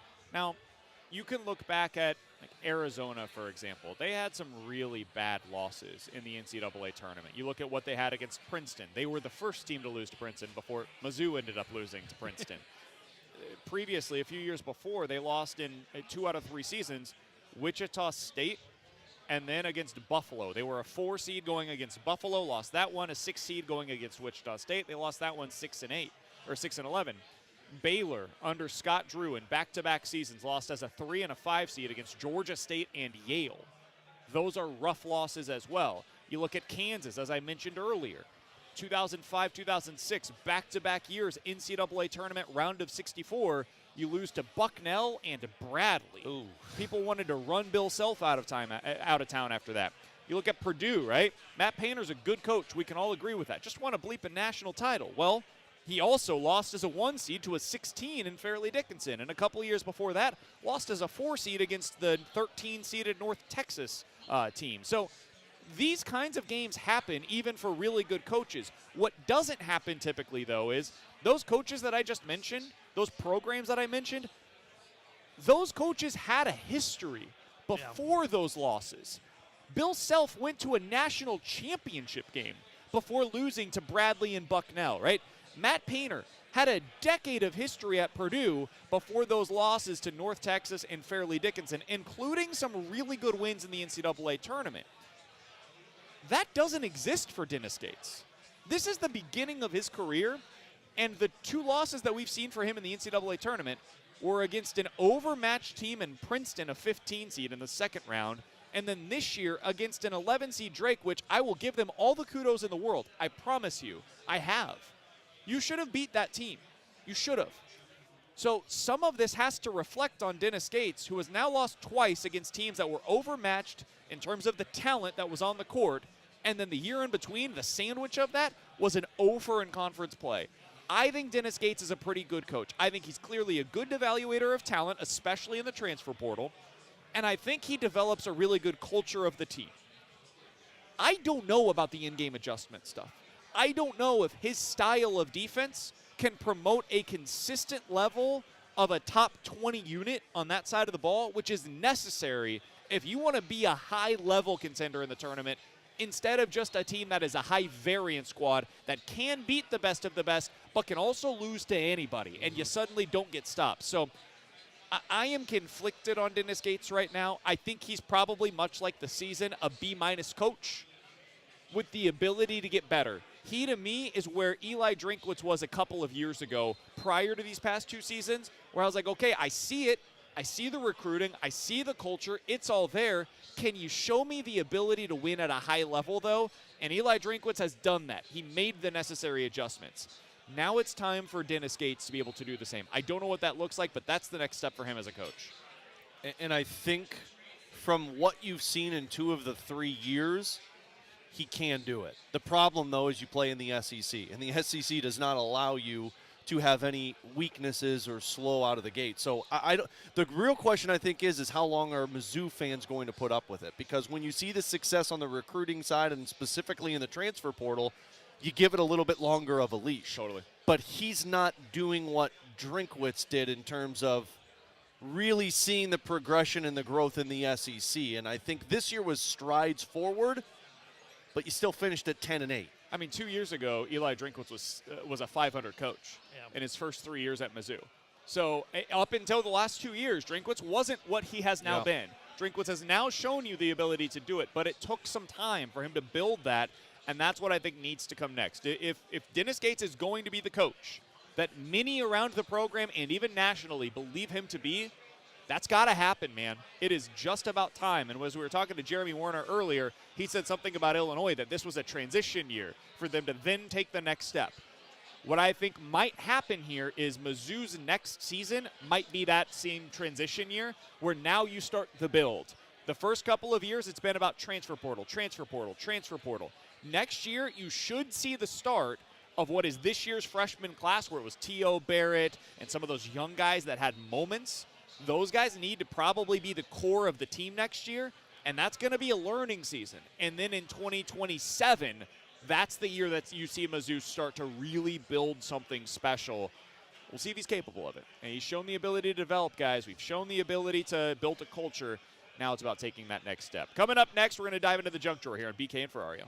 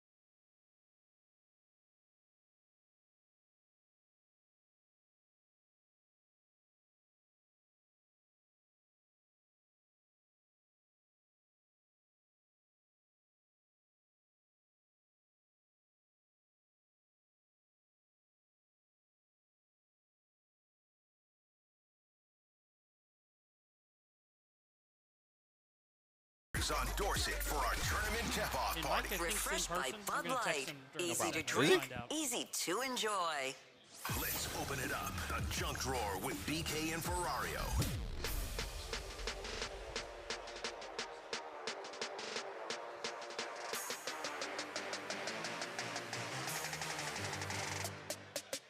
All right, I need a ruling from you guys on how you would have handled this situation. 314-399-9646 is the Air Comfort Service text line to get involved in the show. I'm not going to name names on who this was that was involved, okay? But my wife had a flat tire the other day. And as you guys know, I certainly am not going to be the one that fixes that. So she was able to get it to an auto shop. She takes it in, they check it out for her, and they say, hey, listen, like this is – first of all, your tires are about to need to be changed anyways, but this isn't salvageable. We're going to have to put some new tires on here. So we can either do 2 or 4 for you. We got a special going on. We can do 4. So she said, oh, go ahead. I'll go ahead and get the 4 new tires. I'm pretty close to needing them anyways. Let's go ahead and get it done. No problem, no harm, no foul. This is not where the story is interesting. Where it's interesting is when we get the car again. So we go back, get the car, and we get on the highway to go pick up our son. I get on the highway, and it sounds like bum, bum, bum, bum, bum, bum, bum, bum, that is bum, a bum, terrifying bum, bum, feeling. bum. It almost feels as though I am driving on, like, instead of them being circular, it feels like I'm driving on, like, triangles. Yeah. Oh, which is weird, right? And it's not that bad as long as I stay under 40 miles an hour, which is a little bit problematic considering I'm on the highway right now. Yeah. So I'm trying to figure out, it almost feels kind of wobbly, like, it's just this weird sensation, and Kara's like, what is going on? I'm like, I don't know. Let's see what's going on here. We're very close to where we need to go, whatever. So we get there, we kind of take a look. Nothing seems strange. The tire's not flat or anything, so it seems mostly okay. I'm like, hey, let's go ahead and take it back. We're not far at all from where we need to go. Let's take it back. We'll see if they can check it out for us. So we get there. They check it out. The first thing they check is what? What would you guys guess? Tires? Say tires. Would be my Lug guess. nuts. Oh, First yeah. thing Oh, that they would make check sense. is the lug nuts. They're like, okay, it sounds a little wobbly. There's a sound. We'll see if this is the problem. Now, that would be a little surprising, right? Because that's like the first thing you quality check. I don't know the first thing about cars, but I do know that should be one of the first things that you really make sure you do. Well, and I feel like even if the lug nuts weren't, like, fully on, it wouldn't be making that noise. Oh, yeah. I wouldn't think so either. It was. Oh. That was the problem. They Good. forgot to tighten the lug nuts on the wheel, dude. Okay. So that was an issue. And then we get back in the car and realize I hadn't checked this out previously. There's like a grease stain above. Oh, I would be above the door handle. When you walk in, you look up driver's side where they must have like grabbed the top. so they got in and they put their greasy hands up there probably Correct. from doing oil changes. So it's like a swipe on the top. Oh, yeah, I would be pissed. What do you do Oh, in I this go- scenario if you're us? I go back and I demand a refund. We sent you guys know. Yeah, I was going to say, you're the guy that eats cold food when they bring it to you. Yeah, I never like to complain. I know this stuff. It's tough, man. Like, stuff happens in general. I felt pretty furious about this one. You put me and my wife and potentially my kid's life at risk by Correct. not tightening the lug nuts, and then you damaged my property with a grease stain on my car. Bingo. So there's no passive feeling of, well, I don't want to be mean. No, you screwed my car up and you put my life at risk. So we've got a problem. I would have gone back. I wouldn't have been too.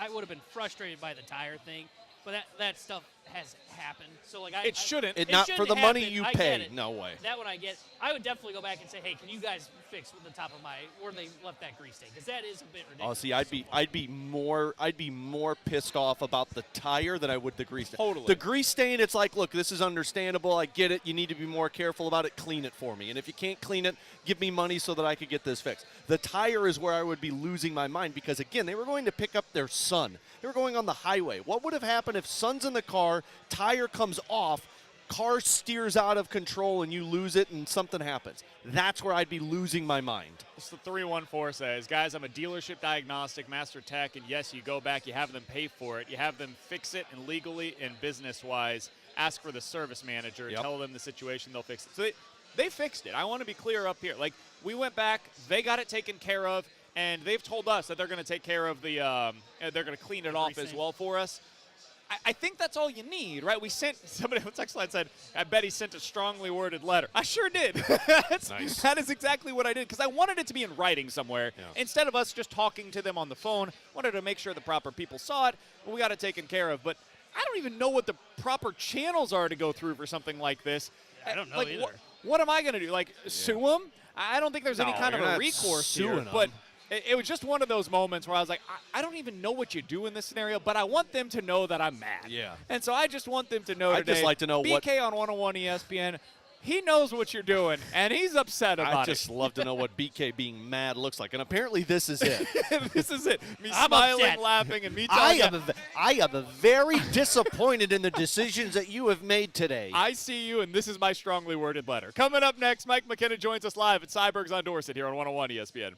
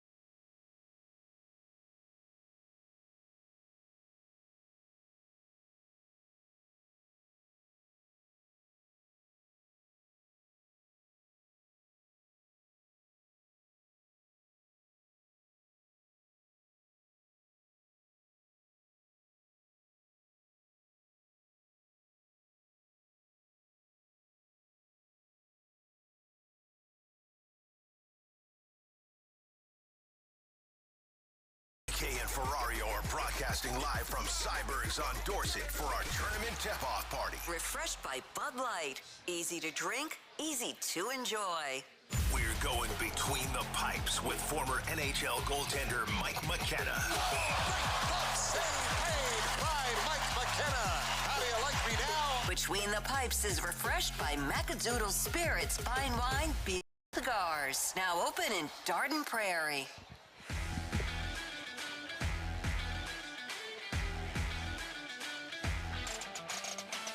Alongside Alex Ferrario, I'm Brandon Kiley. Happy to be joined right now in person by former NHL goalie. He is Mike McKenna joining us here on the show. Mike, we have some great updates from the NCAA tournament real quick before we get to the St. Louis Blues. Baylor up 65-57 with 5 minutes to go in that one. We got a relatively close one between Alabama and Robert Morris. Bama up 56-46, so a 10-point game in that one. Iowa State pulling away from Lipscomb 37-21. And finally, the most recent tip-off is Colorado State up early, about 5 minutes in, 12-7 against Memphis. That's your NCAA tournament update. We're broadcasting live from Cyberg's over off of Dorset in Maryland Heights. That is where Mike McKenna is joining us right now. Mike, how you doing, man? Well, I'm good. Look at the festivities going on here in Fantastic. Cyberg's, man. It is jamming. You can tell March Madness is in full swing. I'm looking at that frozen daiquiri machine over there, though. And I'm just thinking, man, I kind of wish we had one of those in Macadoodles if we did drinks there. So it's awesome here, man. It's March Madness, great Blues game last night. Kind of feel like we're feeling the vibes like spring's here, didn't it? This is why you said it yesterday. This is the best time of the year. When you have baseball spring training concluding, March Madness starting up, playoff hockey around the corner. This is like the time of year you truly wait for. And I got to imagine as an athlete, this is the time of year you get excited for, too. Well, because you're also, as a hockey player, getting closer to playoffs. And when you're fighting for a playoff spot like the Blues are, and now sitting in a wild card playoff spot, it's really exciting. And, I mean, I also think back to college when the snow melted and the girls weren't wearing sweatshirts anymore. That makes sense. Like there's times that kind of stick out to you, and that's where this is right now. Yeah. All right, let's get into this, Mike. I mentioned this to you off air, and I want to get your thoughts. You did not answer my question. I wanted to save it for our discussion. Yep. The Blues are now, in their last 14 games, 10-2-2. They're scoring almost 4 goals per game. They're allowing about 2. They've been one of the, conservatively speaking, 3 best teams in hockey now since the Four Nations face-off. I think my big picture question is, are the Blues just a good team now?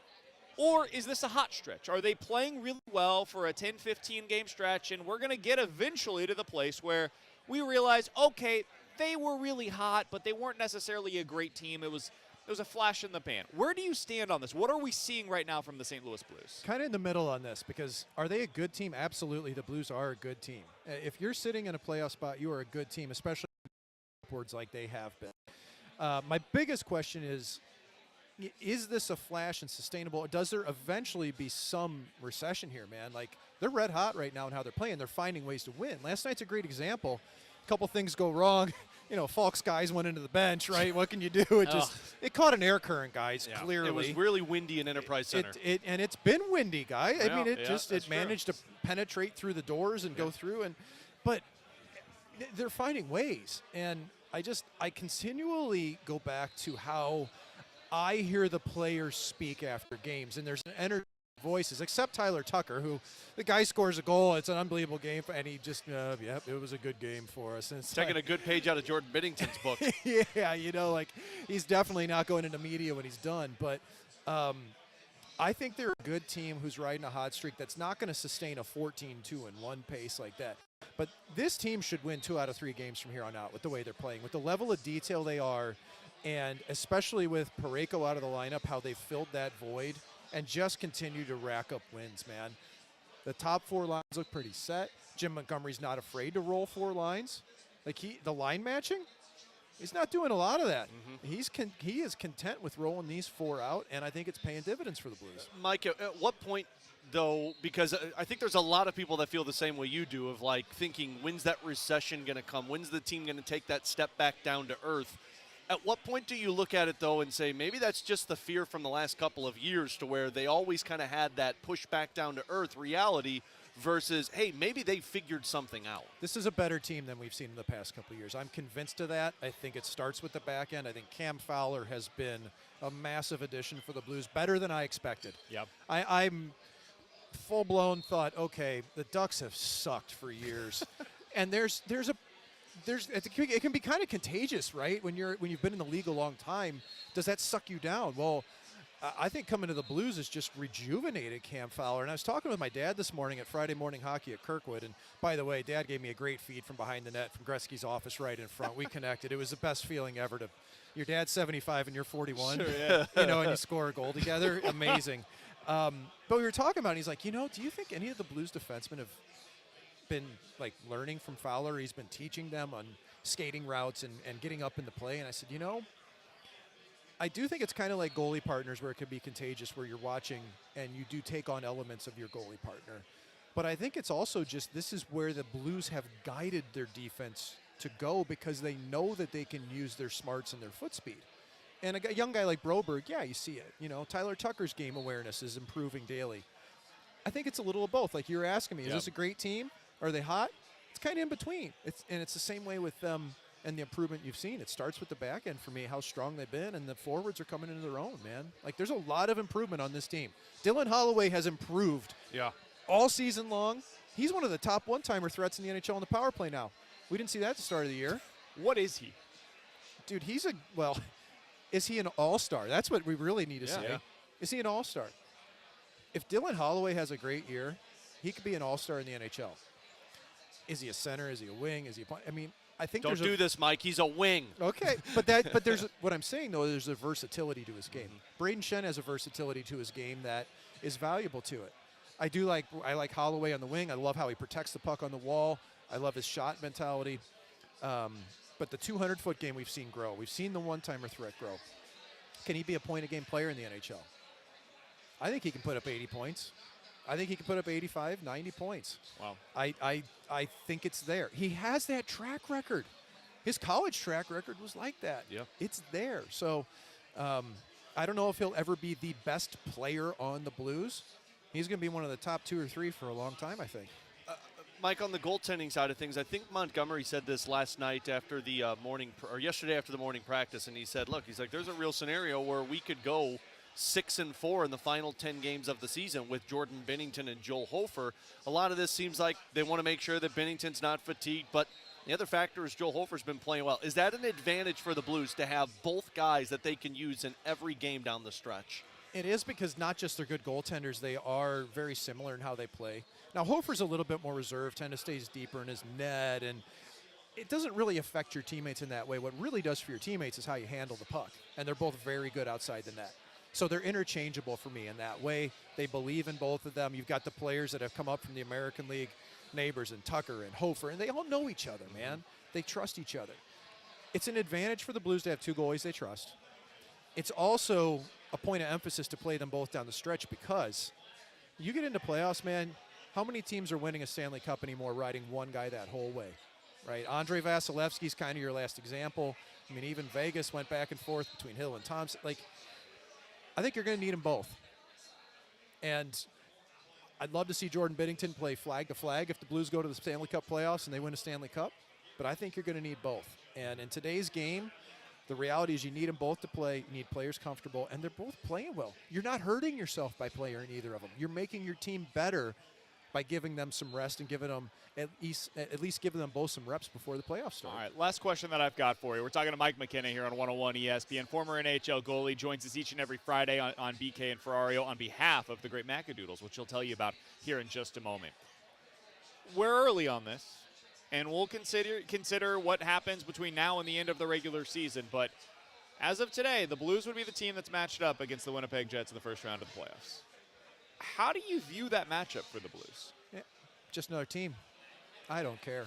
I also see the Winnipeg Jets as a team that has consistently underperformed in the playoffs. That's Alex's perspective. So, not to disrespect the goalies, Mike, but I know Connor Hellebuck in the playoffs, and it typically is the choke artist. Well, he's a hell of a goalie. I've got a lot of time for Connor Hellebuck. I got a lot of time for Jordan Binnington, all these guys. But they've just chronically underperformed. You want me to throw something at you I think is an advantage for the Blues? I think it's the Blues fans. Like, I think that this team connects with this city. When you get down to it in Winnipeg, I don't know if that team connects with their city. And it's real here, man. Like, you put the blue note on, you got a whole coaching staff that's worn it, Montgomery and Ott, and you hear Montgomery talk about being a good blue. Yeah. I mean, that's Bobby Plager talk. That's Kelly Chase talk. That's guys who know what that means to be a blue. And I think that's an advantage for that team. And I think if the Blues make the Stanley Cup playoffs, which right now, guys, it's going to be tight, but they're a better team than Vancouver. That's what I said They're last better night. than Vancouver, guys. It's Calgary kind of makes me nervous. But if they make it, man, they could do anything. And I'm not worried about Winnipeg at all. And you look at what they're playing. They're playing for a coach who they believe in, who they think. Guys, I'll tell you in the locker room, those guys think that Jim Montgomery can win them a Stanley Cup. And as much respect as I have for Drew Bannister, and I think he's a great coach, and this is way back at the start of the year, but if you ask those players, like, over a beer here at Cyberg's, and they ask, is Drew really the guy that's going to – and they'd be like, well, I don't know. Maybe down the road. Maybe, exactly. Right? And he still might. I mean, I hope he does, right? Sure. He did a good job. Jim Montgomery can win a Stanley Cup, and they know that. And they believe him. They trust him. I feel a lot of synergy with this team right now, and it feels kind of bunnies and rainbows. I'm sure there's somebody out there going, oh, you're crazy. But, I mean, look at Tanner side-eyeing me, right? I can see him over here. But that's just his normal look. Yeah, I was going to say, he's just got a if they get in, guys, they can do damage, though. And I think they're going to catch some teams off guard. They will not. The Blues, if they make the playoffs, will not be an easy out. That's the easiest way for me to put it. Blues off tonight, back in action tomorrow. They got a back-to-back this weekend. Chicago and Nashville, both of those games at home. Blues fans will certainly be a factor in each of them. Alex will have your pregame coverage tomorrow at 1. Puck drop for that one at 2 o'clock right here in your home of the Blues, 101 ESPN. All right, Mike, you join us each and every Friday on behalf of Macadoodles. You got your jacket on today. What do the fine folks out of Macadoodles have for the great people? Yeah, you're right. I'm fully kitted out today, aren't I? Well, you know what? We've been really going strong here because spring's coming. We got a whole bunch of vodka sodas coming in the joint and drinks. So, we're going to see a big display worth of High Noon and Neutral and Good Boy featuring John Daly and Travis Pastrana. Our wine room has been undercover really, really good lately, bringing in great value wines at that 15 to 25 range where you come in and see Kat and Cindy and Cliff, and they'll guide you to something that you've probably never had before, was going to blow your mind. They're available to taste every day at our bar. Same way with our bourbon my favorite bar. spot at Macadoodles is that wine tasting area. It's beautiful. Come in, try things. Please follow us on social media, Macadoodles Dardine Prairie, because that's where you can find out about our events. We're running 3 or 4 different wine dinners. We're doing 2 wine. We've got a Codago dinner coming up on April 3rd, where we're going to be tasting out Codagos at Glencairn. Sugar Fire's bringing in a custom, creme, tequila crema. There's a lot going on. Follow us on social media. Come see us at Bryan and Feisey Road. We got a whole bunch of stuff that just dropped today. We got a brand new smoke wagon pick in. Oh. And in the next month, we've got barrel picks coming from Larceny, New Riff, and Planters from down in Union, Missouri. Score's going to be jamming here, man. Love it. Check them out. Go see them today. Be sure to follow them on social media as well. It's Macadoodles out in Dardine Prairie here in the St. Charles area. My neck of the woods. So, Alex, you can come drive up. I've already driven up there. Gotten a couple of good pieces. There so, we go. Yeah. He is Mike McKenna, former NHL goalie. He joins us each and every Friday here on BK and Ferrario. Mike, appreciate the time as always, man. Anytime. I'm going to give it back to Tanner in that Illinois shirt he's wearing. Honestly, we're rooting for the Musketeers here, Mike. We're rooting the Musketeers. Coming up next, we're going to give you our breakdown of what we've seen so far today in college basketball action, including a potential upset that's in the making right now. That's coming up here on BK and Ferrario.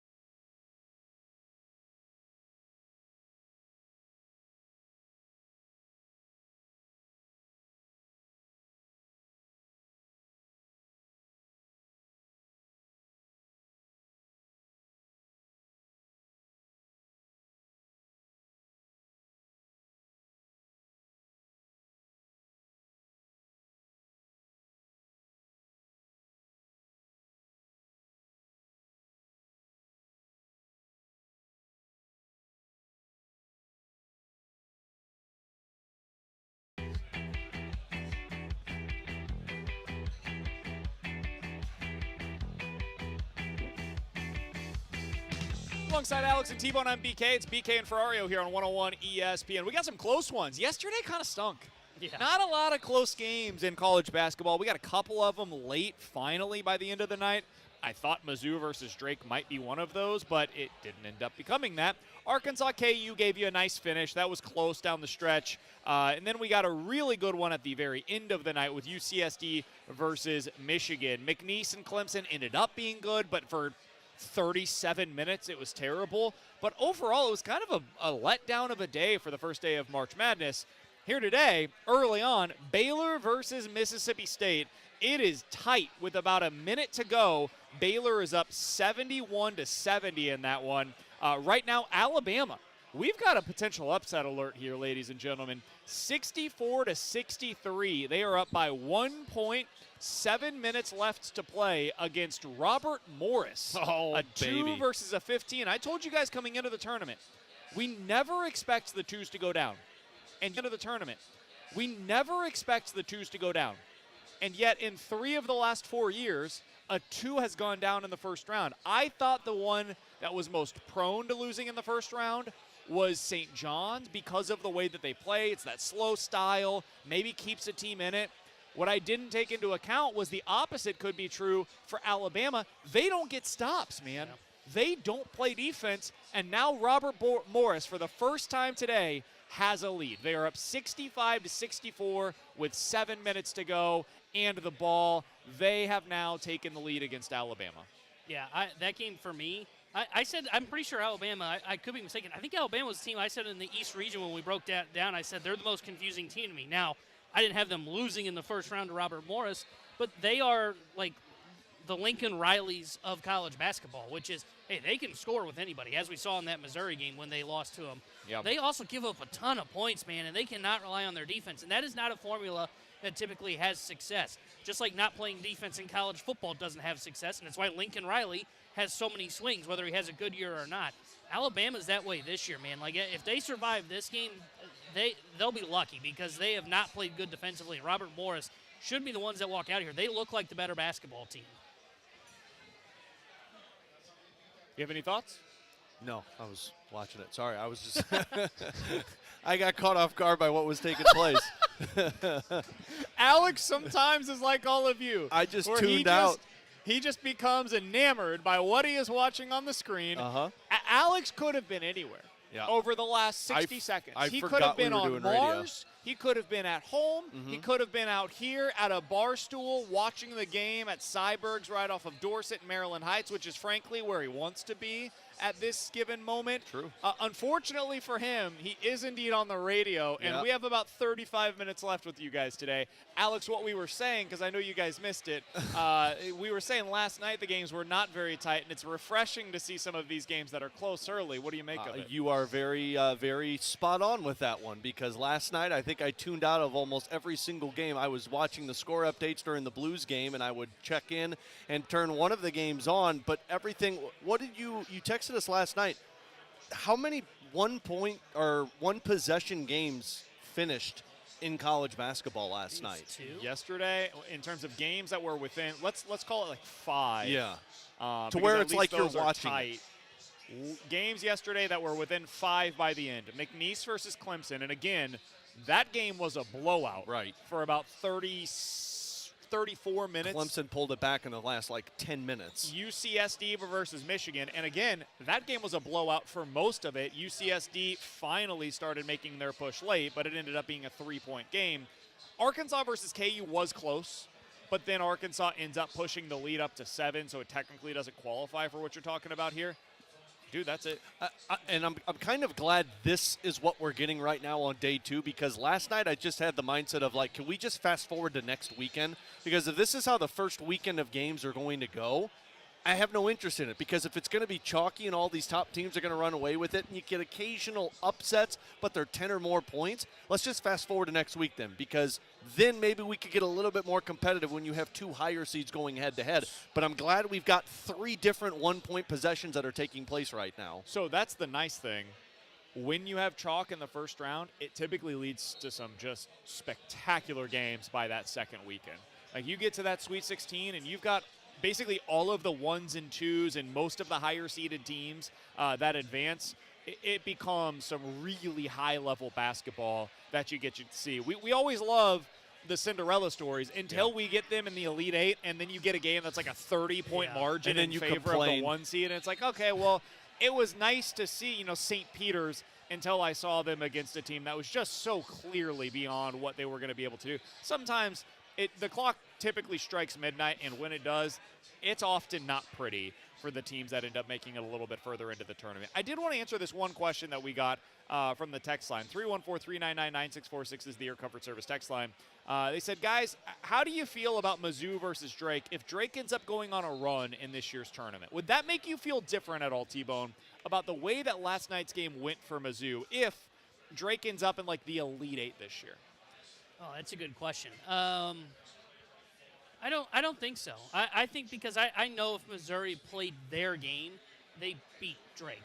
And I get I get the question of, oh, well, what does that mean then if Drake goes to the Elite Eight? No offense to Drake. Odds are that if whoever they run into, they get Texas Tech next round. Yeah, Texas Tech next round, and then they'll play the winner of Arkansas versus St. John if they are to advance to the Sweet 16. If all those teams play to their game, they beat Drake. If Drake goes on a run, it is just a surprise. It's not one of those where it is the classic, hey, we ended up losing to the, Stanley Cup champion or something like that for me. To me, it was more about Mizzou just didn't show up yesterday. And credit to Drake, because Drake did play well and push them towards that. But no, it does not change for me. To me, it was very disappointing for the Missouri Tigers. I actually think it upsets me even more if they do that, because you were the better team on paper against Drake, and if Drake goes out there and beats Texas Tech and gets to the matchup with St. John's or Arkansas, I'm going to be looking at being that Mizzou should have done that. And we would be enamored with what the season was if Mizzou had done that. What it would tell me is that I underestimated what Drake was. And maybe Mizzou wasn't the better team. Maybe the team that won 30 games this year was just freaking awesome. And because they did not play many high-level opponents, I was thrown off of it. And what they do translates. No matter the opponent, they're just that good. I'm not there. I think they're probably going to lose against Texas Tech. Now, Texas Tech, you mentioned this as we were talking before the show today, T-Bone. If they miss some of their threes, they can lose to anybody. Forget Drake. They could lose to Arkansas. They could lose to St. John. They could lose to anybody. Yeah. Because they're going to chuck it. They have one style of play, and they're going to play to that style. And on a good night, they can beat anybody. And on a bad night, they can lose to anybody.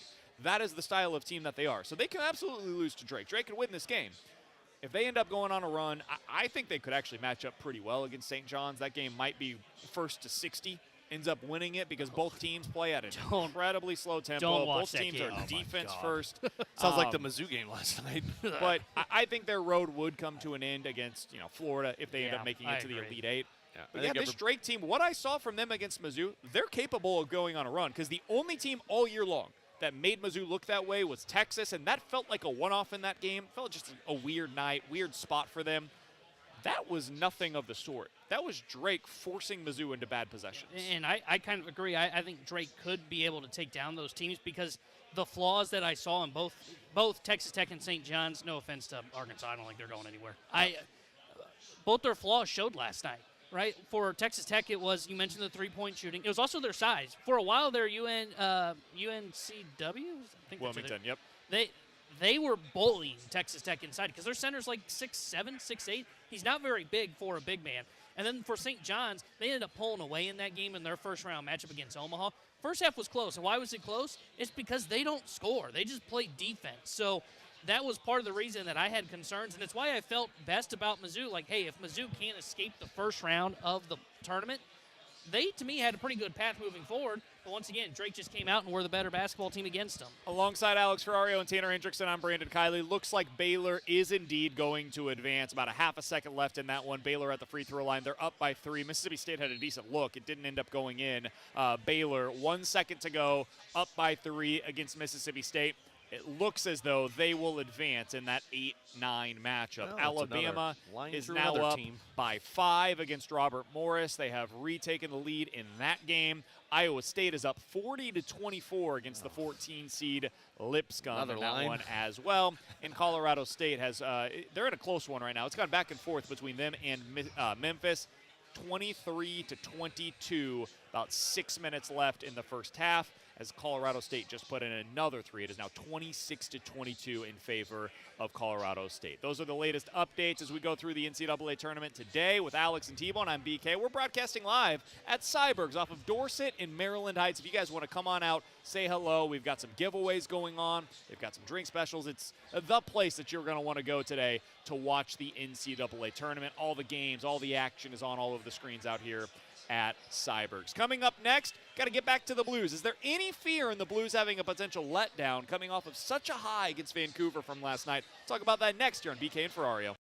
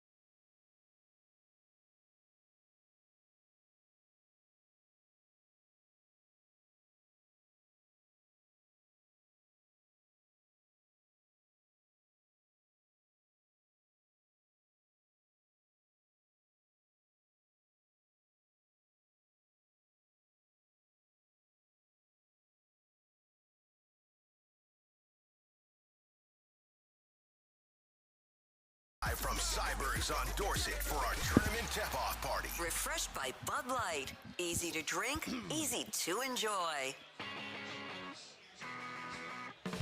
Alex, I think eventually the Blues are going to cool down. I don't know what that looks like. Maybe them cooling down just means they're the 6th best team in the NHL instead of the best. We've been saying that for 3 weeks, though. But eventually it's probably going to happen to some degree. With Alex and T-Bone, I'm BK. It's BK and Ferrario here on 101 ESPN. Last night had the feel of a legit playoff game. And the arena was rocking. Everybody was into it. The team was super engaged from start to finish of that game. It had all of the momentum swings, all of the emotional highs and lows that you could ask for, and a little bit of extra time on there as well. You add it all up, it would be more than understandable if the Blues played a home game on Saturday, middle of the day, against Chicago, one of the worst teams in the NHL, and you didn't exactly get their best because it's a slight letdown performance. Going from such an emotional high to just another game down the stretch where we're kind of playing out the string, and then you have the back-to-back as well, all of these games at home. I would understand it if there is a bit of an emotional letdown, but this team has mostly avoided that, coming off of what have been some pretty big wins during this post-Four Nations face-off stretch for them. How do you view what we're going to see from the Blues over this weekend? You have to be careful with it because you're not wrong. I think another one of those emotional letdowns, a good example of it, is that LA Kings overtime loss that you had, and then you lost to the Pittsburgh Penguins. But you still dominated that game, and this is why I don't believe that's going to happen, because as emotional as that game was and they still won, the Blues did give up the regulation win. They did give up that goal 4 seconds in. And Jim Montgomery, who was speaking earlier today, talked about the mistakes that they made and the decisions that they made. And because this team seemingly is taking on every challenge that they put in front of them, I actually view this as the opposite, as now Chicago might be bleeped because the Blues are coming off of a game that, yes, they did get 2 points, but adversity hit them in that game. They didn't have a great first half of the second period, and they choked away the regulation win. So I actually think the Blues are going to view that as, cool, we have to challenge ourselves not to make those mistakes. And the other reason I don't see those emotional letdowns taking place is because of the goaltending opportunity. That's why I brought it up with Mike. I truly believe Joel Hofer's going to get the start tomorrow against Chicago, and then Nashville's going to get Binnington on Sunday. And that's how you avoid those emotional letdowns, because typically for something like that, Binnington goes back in net and the team feels comfortable, and then that's when the mistake starts taking place. But when you get another goaltender who's trying to outcompete the other one, I think that's the 1-2 punch that the Blues need to overcome some of those potential letdowns. I also just think that they know they're in the midst of this huge playoff race, and every point is so freaking valuable right now that they can't afford to have a letdown. They have been in playoff mode for a month and will continue to be in playoff mode for another 3 weeks before they are literally in playoff mode. So if there's a letdown, BK, I think the letdown should be concerns for a letdown should be in the playoffs. Because you throw everything at the wall to try and get into the playoffs, and then you finally get there and you take a breath and you say, cool, we did it. We did it, yeah. And I don't know if this team's going to do that, though, and that's what I kind of agree with Mike. I think they're going to keep that same mindset of like, cool, now let's see if we can get the first round. But that's where the letdown comes in. I don't see this team, because it's so tight with Calgary and Vancouver and Utah, I don't know if there's going to be a letdown because they know one slip-up means you're probably not in the playoffs. Blues off day today. Oscar Sundqvist had a well-earned maintenance day for the St. Louis Blues. Did I see, Alex, that Parayko was kind of skating around? I don't think it was like he's out there practicing with them, but he was on the ice today. It was a light skate. They had a morning skate today, or they had a skate today. It was a light skate for him. But Joey said last night on the postgame with me that Colton Parayko has been skating.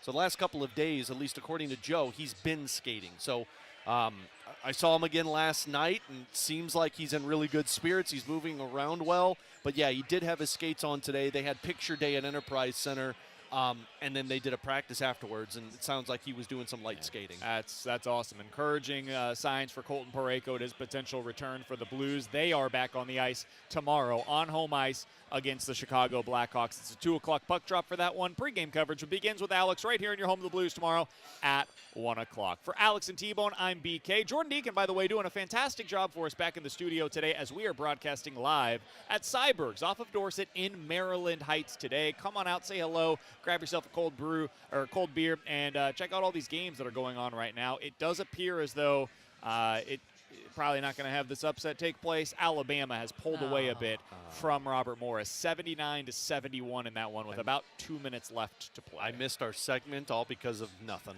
Yeah, there was no reason for you to ignore us. Well, there was at the time. We will hit the Two-point game. rewind and give you our final thoughts going into this weekend coming up next here on 101 ESPN.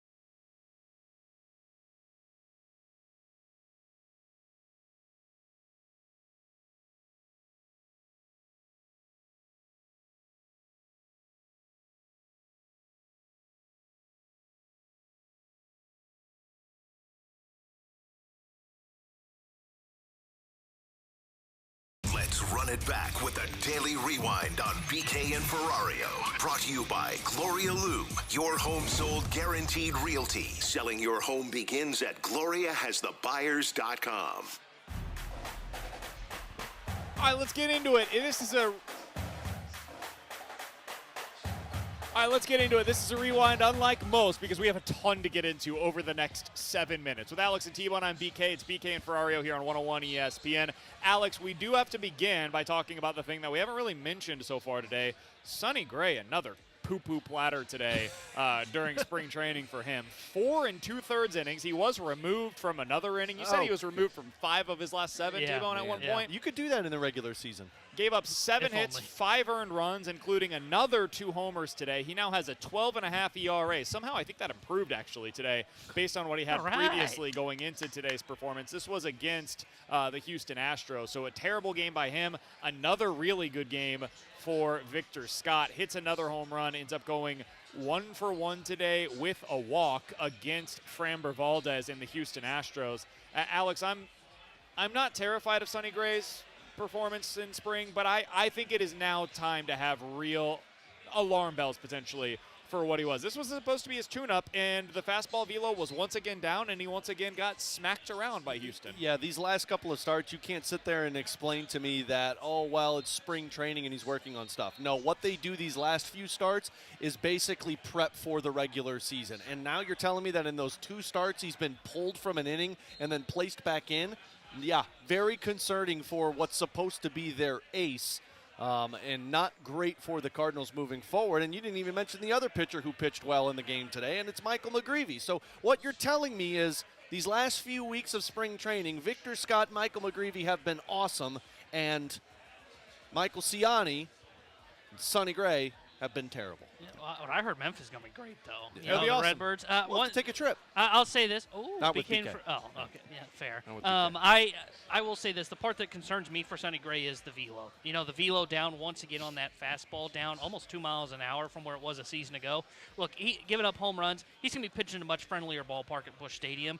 That I'm not worried about. I think his stuff, his off-speed stuff, he'll get the feel for that. To me, it's the fastball velo because everything plays off of that, right? The harder you throw the fastball, harder it is to react when you start throwing that breaking stuff. That is one thing to keep an eye on as the season goes along. All right, so that's the Cardinal side of things. They're down 5-3 against the Astros. Michael McGreevy had a really good start today. They had a split squad situation. On the Blue side of things, they get another win yesterday in what felt like a playoff game. It's disappointing they couldn't finish that one out in regulation. Just a rough moment for Justin Falk there, but they found a way to pull it off once again in overtime, get the 2 points. They now have sole possession as of today of that final wild card spot in the Western Conference. They've got 2 games this weekend, Chicago and Nashville. What are you most interested in going into the weekend, Alex? Just continuing to build up points because they have 2 games this weekend, and Vancouver, Calgary, Utah all only have 1. So the games at hand are obviously going to go in favor of those 3 teams, but it is an opportunity for the Blues to pick up 4 points and potentially go up 6 points on Vancouver if Vancouver can't get the win tomorrow,